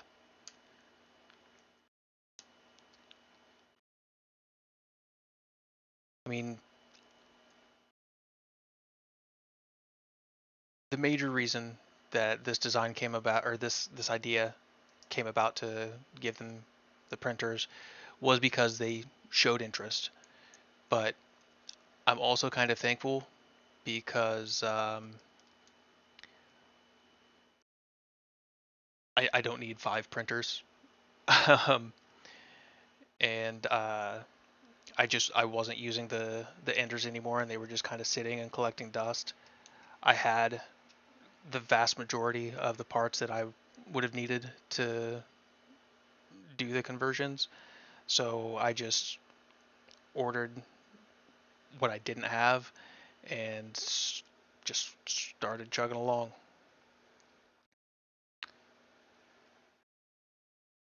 Got parts from 2 different conversions, mostly the Dark Dogs though. Do you remember what the other conversion was? Be interested to see if there was anything that I would have preferred to have used from that one. Overall, pretty happy with the conversion by Dark Dog, but I'm pretty sure there were some updates released since I downloaded the repo, and I'm going to be honest, I can't be asked to download the files again and tear the printers apart and start building again. Okay.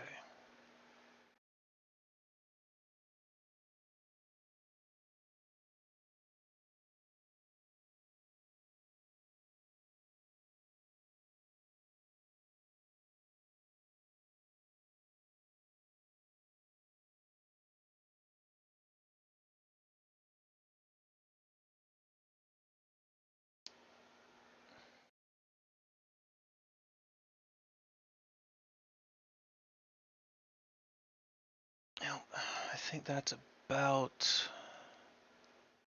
all I'm gonna get as far as extra slack on these.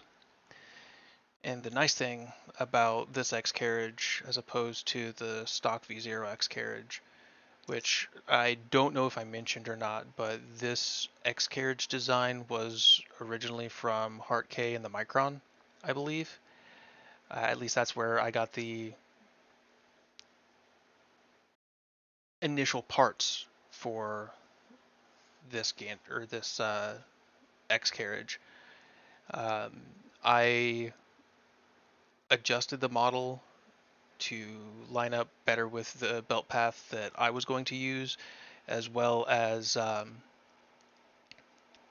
this particular uh, printed part that I'm using uses a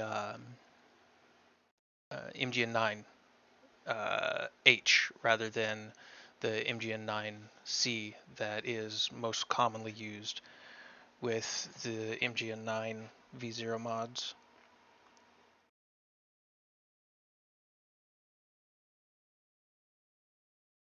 Okay. Actually, it looks like this bottom belt needs to be pulled through a little more. Just by a tooth.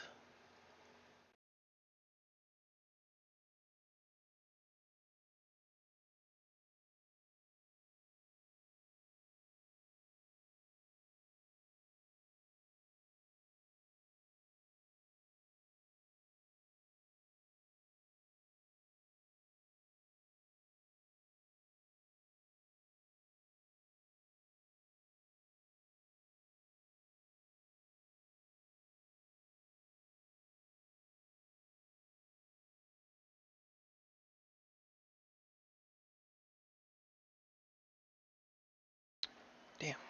Looks like I am going to need to grab a pair of needle nose pliers if I want to get that pulled the rest of the way through.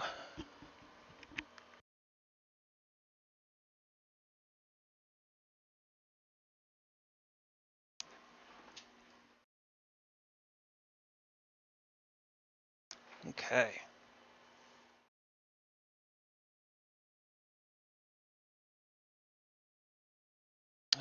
Pulled a little bit too much.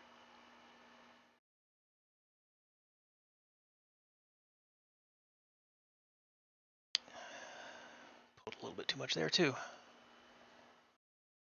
See if I can get just one tooth to come back through. There we go. Belts are perfectly even. Got a little bit of extra tension.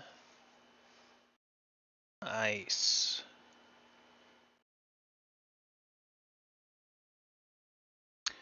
Not sure which the other one is. Was experimenting to see what I could make do with screws I had. So stole the upper bearing mounts from the other version. Ah, nice. Did a Rev 2 Dark Dogs, stick with Rev 1 because you don't think you can fit Rev 2 in the enclosure because it's longer. Oh, yeah, that makes sense. Yeah, I definitely don't see much of a need to make that printer any longer than it already is. It is a pretty chunky boy.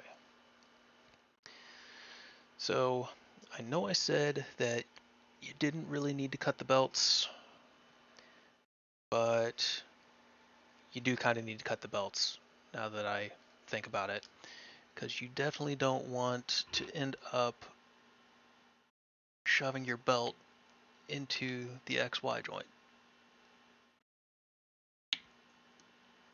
There we go. So,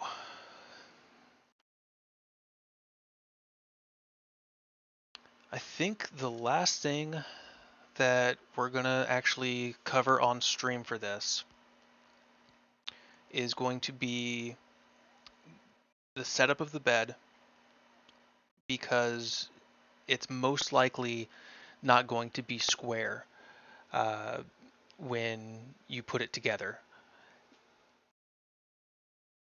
as just as mine wasn't whenever I initially put it together.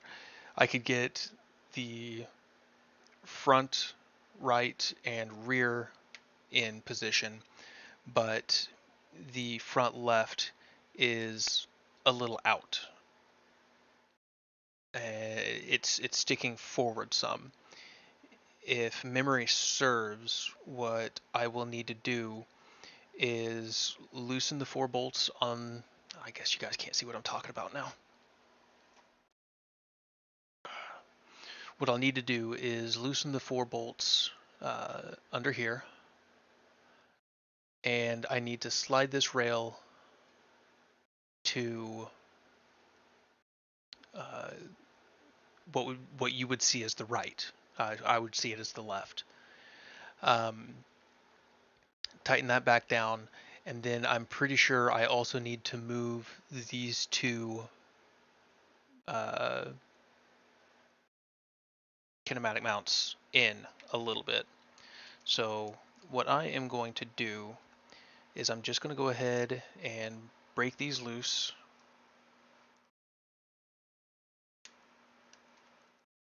And I am going to do exactly that. But I'm actually just going to make it a little bit easier on myself. And rather than just try different things and then put it in the printer, I am going to put it in the printer, make sure that everything is lined up, and then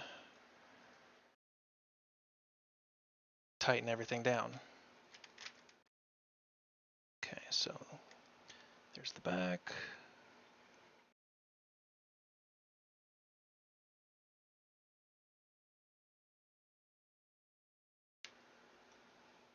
And you know, I think I've actually got the printer or the bed, just in general, too far forward. So I am also going to loosen the last 2 screws on the bottom of the printer as well. And realistically, while we're at it, just to make alignment as stupid simple as possible, I'm also going to take the screws holding the bed down loose as well, because those also will have a factor to play in the alignment of the print bed. Okay, so just break everything loose. And now we've got a big wobbly nasty mess, but that's what we wanted. So now we can just line everything up, make sure that it snaps into place.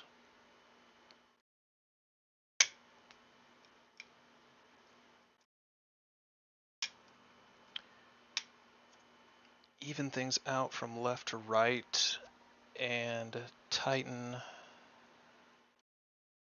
these front screws.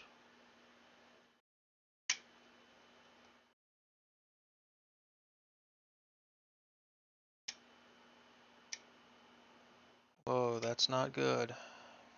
Hmm.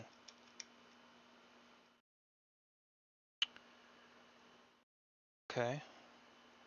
Well, I guess rather than tightening those front screws, I'm going to loosen those front screws and take this mount off and find out why this is slipping.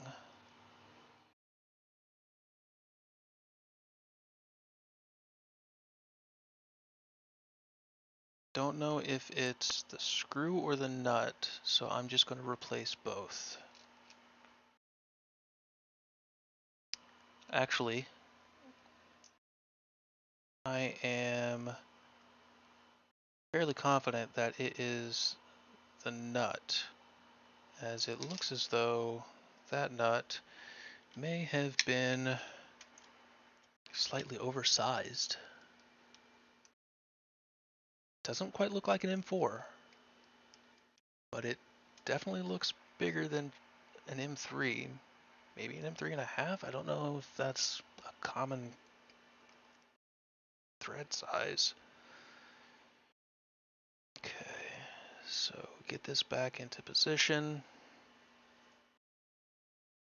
kind of center things up, kind of center up the bed too, and see about tightening things down.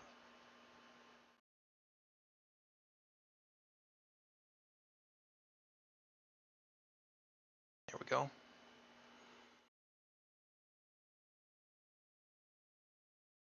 course, we want to have a little bit of back and forth. So we do, that's good. Finish tightening down these front two.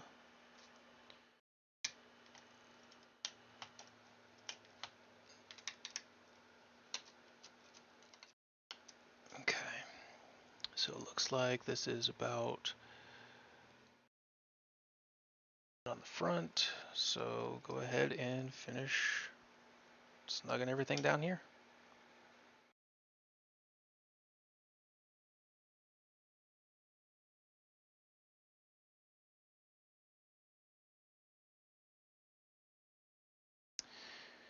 Let's see. Just installed Kirigami on your V0 yesterday and you're liking it? Yeah, I've got the Kirigami on my LDO V0, and I definitely like it better than the stock bed frame. Okay, so now that we've got everything in place, we can start snugging everything else up here.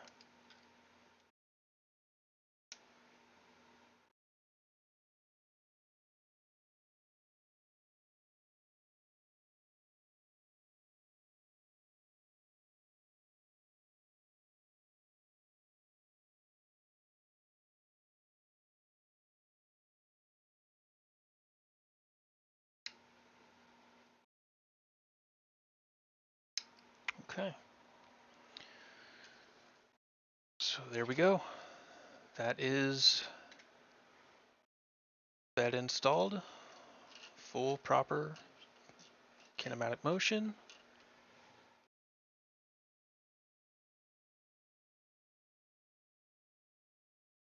And I'm happy to report that the bed stays airborne.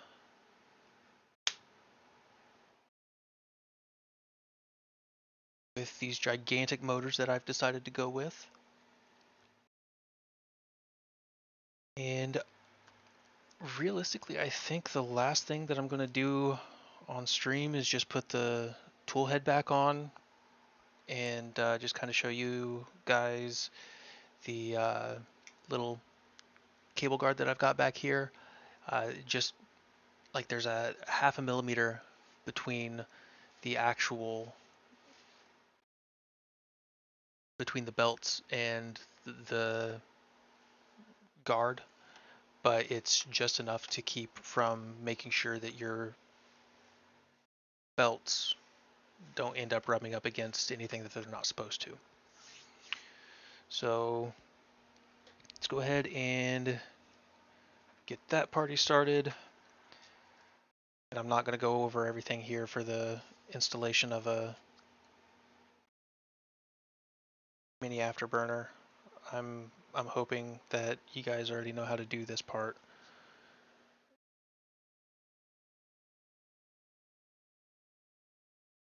If not, there is an excellent write-up on how to install a mini afterburner in the Voron 0.1 manual. If you are watching this after the Voron 0.2 has released, do not use the mini afterburner and instead use the mini stealth burner or any sort of derivative that has the improvements from Voron 0.2 and the stealth burner, mini stealth burner. Am I going CAN bus? No, I am not. That was something that I had considered for a while, but what I kind of what it ended up boiling down to is if I went CAN bus, I would still need a board that could control 5 individual stepper motors, and the all of the boards that I had could only control 4. So rather than paying for a new controller board as well as the CAN toolhead board that I would need for this project to work, I decided that I would just go quite a bit over the top with the controller board.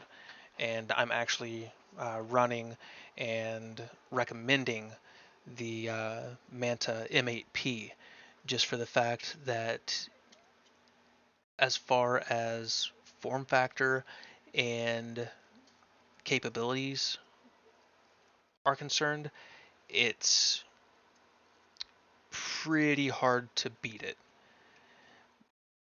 You can put a CM4 directly onto it or use the Big Tree Tech CB1, so you don't have to worry about a 24 volt to 5 volt converter. You don't have to worry about mounting the Pi separately. It is a much larger board, but what you get in the trade-off is a much cleaner and concise package. Um, as a matter of fact, the once I finish getting these wires passed through the belt guard here, I can show you exactly what the electronic setup looks like for the setup that I'm recommending. And it really, it legitimately cannot get simpler. More simple. I don't know if simpler is a word, but whatever. Let's see. So, pass this through the belt guard. And then we pass these two through the belt guard. Do not want to loop them into each other.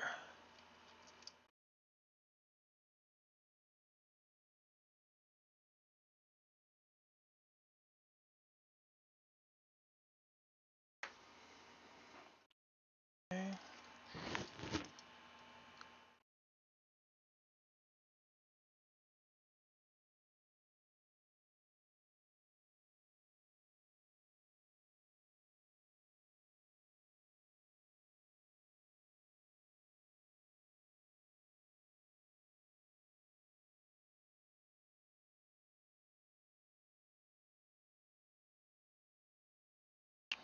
Okay. There we go. So with all of these cables going through the belt guard here, you can see that they're not going to be able to touch the belt. So no worry about the belt rubbing on anything. And I'm going to go ahead and get this out of the way so I can show you the electronic setup that I was describing a minute ago. So I've already got it mostly installed, but uh,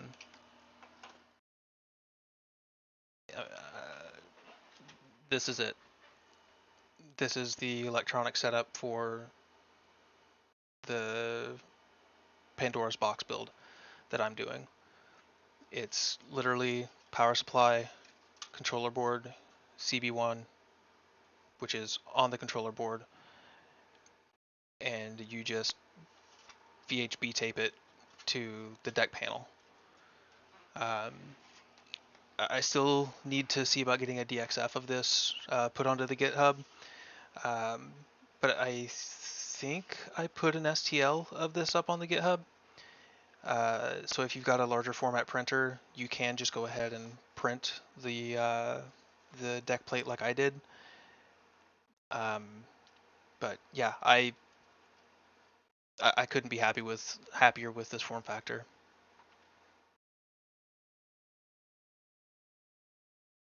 Wow. Put a spider in a switch wire. Hey, that's a weird flex, but okay. All right. Well, I think that just about. Oh, no, there is one other thing that I want to go over the installation of. Because it is something that is, I guess, unique to the printer. So a lot of the printers for ants tend to use the Clicky Probe by Jossair. But in designing this, I found that the Clicky Probe, even as small as it is just a little bit too bulky for this design. Did I completely forget? No, I put the hex nut in on the other side, didn't I? Yes, I did. Did I put the hex nuts for these in here? I did not. Oh, good grief. Okay. Well, I'll at least do the probe installation on the tool head board. Or, not the tool head board. God. Darian, you got me talking about tool head boards now. Thanks, bud. Uh, so, attaching the zero click, which is what I've decided to go with, I modified the clicky probe that is used by most of the ants builds, and just it mounts to zero click now. So all you really do is you take a couple of M3 16s. Oh, these are too long. Why do I have M3 18s? Why do I have M3 18s? These are too long, aren't they? Yes, these are far too long. So these are supposed to be M3 16s. Why do I have M3 18s?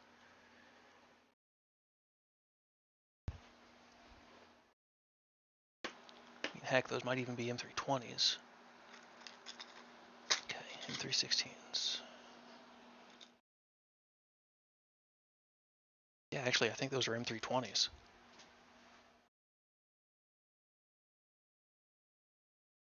Yeah, those are definitely M3 20s.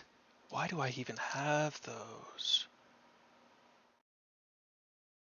What could I have needed M3 20s for?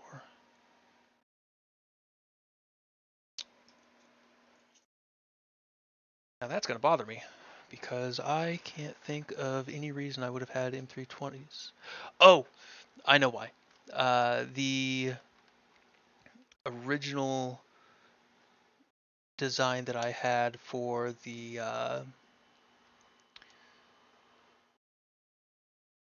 nozzle probe used M320s.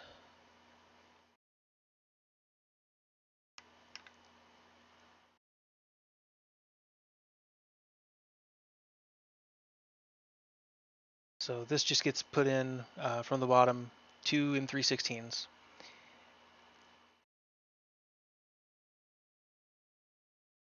And then I route the wire up the left side.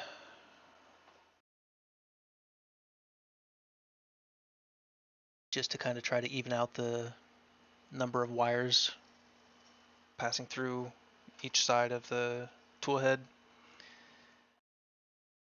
But there we go. That is, for all intents and purposes, the mechanical assembly of Pandora's box. Now, there are things like uh, the skirts for the front, skirts for the side that have mounting points for 40 millimeter fans. That's another thing that I'm actually really surprised and happy about with the Manta is you can plug full fat computer fans into it without having to cut and recrimp things. Like it's got full PWM control for fans. Uh, and then last we've also got the clips for zero panels that will be used to enclose this bad boy. But as far as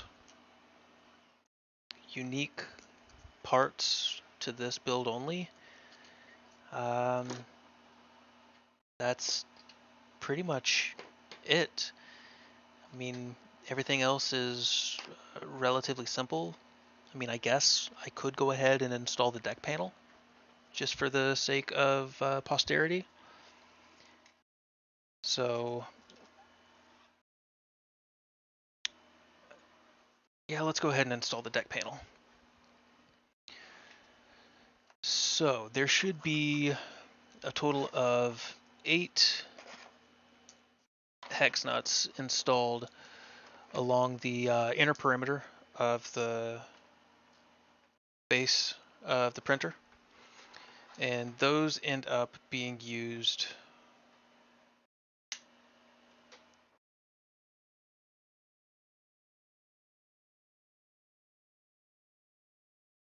for these little wedges that hold up the deck panel.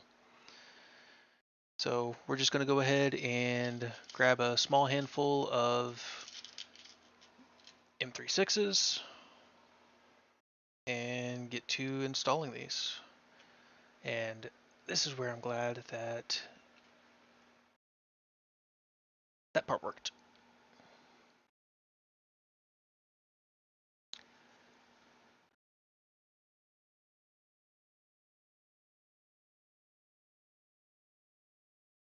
L?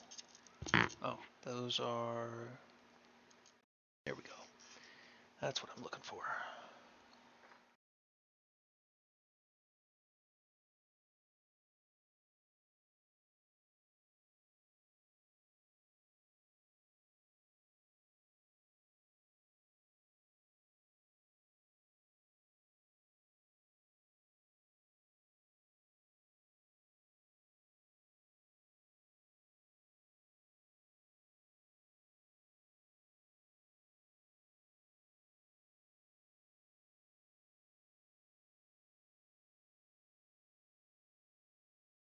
Okay. Even put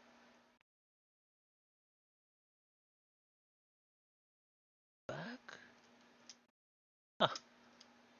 Oh, I forgot to put some in the back there. So with that being the case, I mean, this is just the story of me as far as this build is concerned. Hey, did I put that there? No, I forgot. Okay, so let's go ahead and get the other side put in place.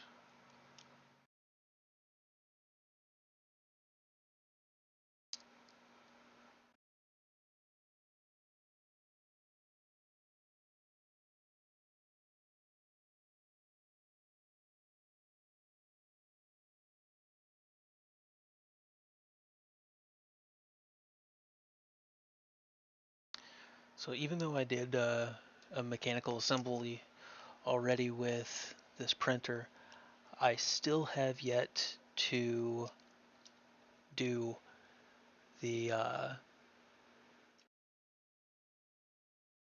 bed leveling, the bed traming with it, because I didn't have the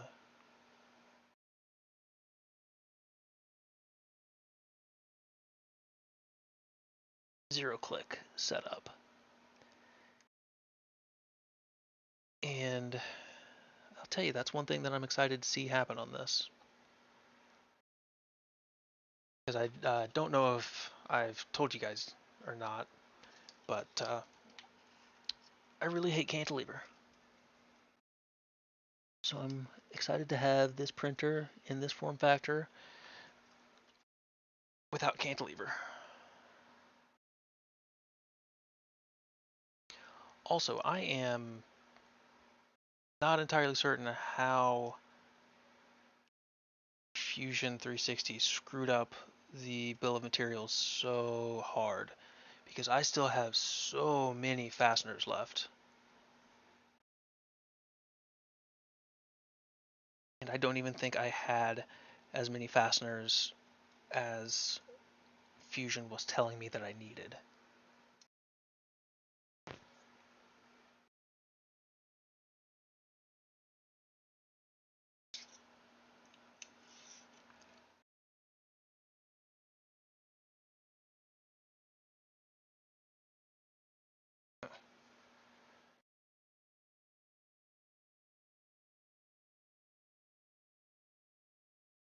I'm gonna have to go in and actually manually count all of the. I mean, well, I can't really just count what I've still got because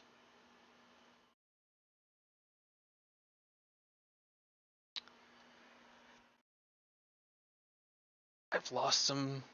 I've lost some fasteners. I've thrown some fasteners. I've obviously forgotten to put in some fasteners. So that count is going to be skewed incorrectly one way or the other. Okay, so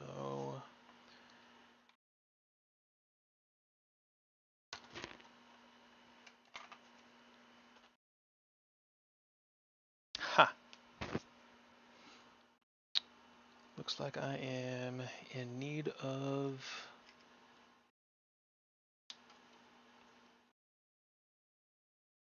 this out of the way.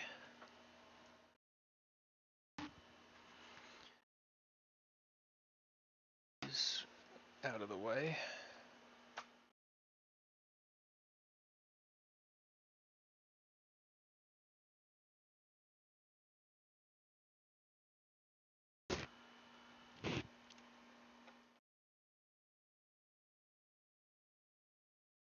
Here we go.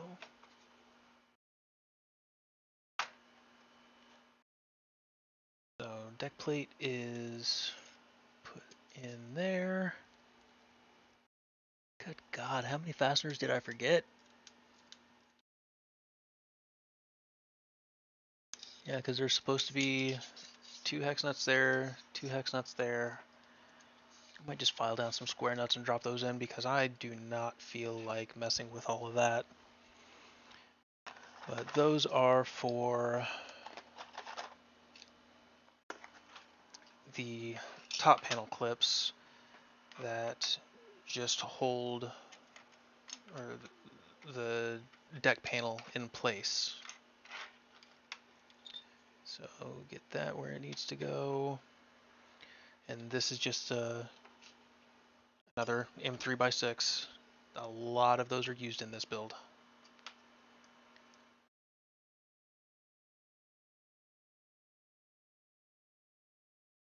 And it just clamps down on top of the deck panel. Make sure that there's less flex. That's really about it. Okay, and then this bad boy here.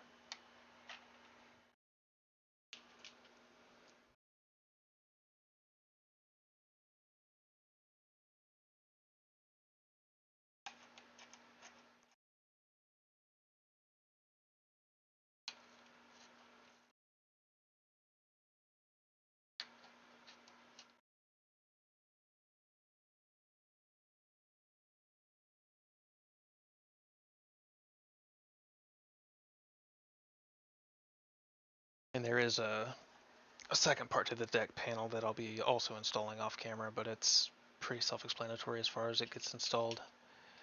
And realistically, I'm just trying to make sure that I don't end up encroaching on Nero stream time. And we are starting to get pretty close to that time.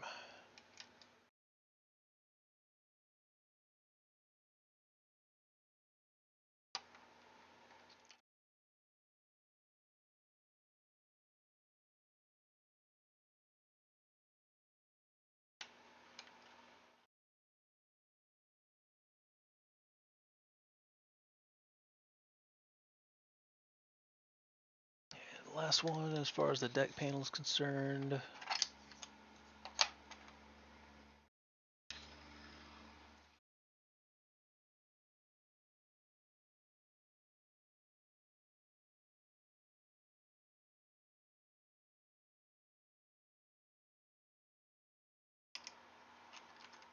Hello?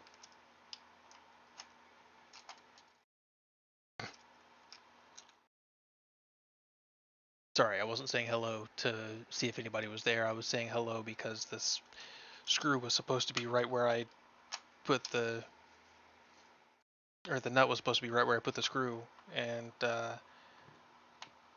it wasn't. Okay, there we go. So now the deck panel is actually significantly more secure than I expected it to be. Fantastic. All right. Well, I think that is going to be about it. I'm going to finish the rest of this off stream and hopefully within the next day or two get a serial request video put up for this. Just show the printer in action and see what the rest of the world thinks. Really excited that this is finally come to some sort of a conclusion. But yeah, this has been really fun. I've enjoyed basically every part of this process, from designing the printer to putting it together. And I'm hoping that for those of you that did stop in while I was streaming, that you enjoyed the process as well. I apologize that it wasn't as exciting as a Nero or a Steve stream, but this was mostly decided upon so that one of my friends would be able to make the manual for this. So I really appreciate everybody that stopped by, asked questions, hung out, just chilled. I mean, I really didn't expect anybody to be all that interested in just watching some random guy on Discord stream and build. And of course, not popular, but it was fun. All right. Well, thanks, Darian. Appreciate that. And yeah, if you decide to pull the trigger on this build and you have questions or run into any issues, feel free to ask. I mean, I'm always happy to help out. Not some random guy, the Pandora guy. All right. Well, I guess there are worse things that I could be called. But if have any questions regarding the build process or anything like that, I'm hoping that the manual will be up um, before the beginning of the year, but that part is out of my hands. I'm I'm no good with making manuals. Hell, you saw how many things I forgot during the build. My manual would literally have a step 38. Go back and undo some of the work that you already did so that you can put in this thing that I forgot to tell you to put in. All right. Well, that's it for me. Take it easy, guys. Appreciate you hanging out. Later on.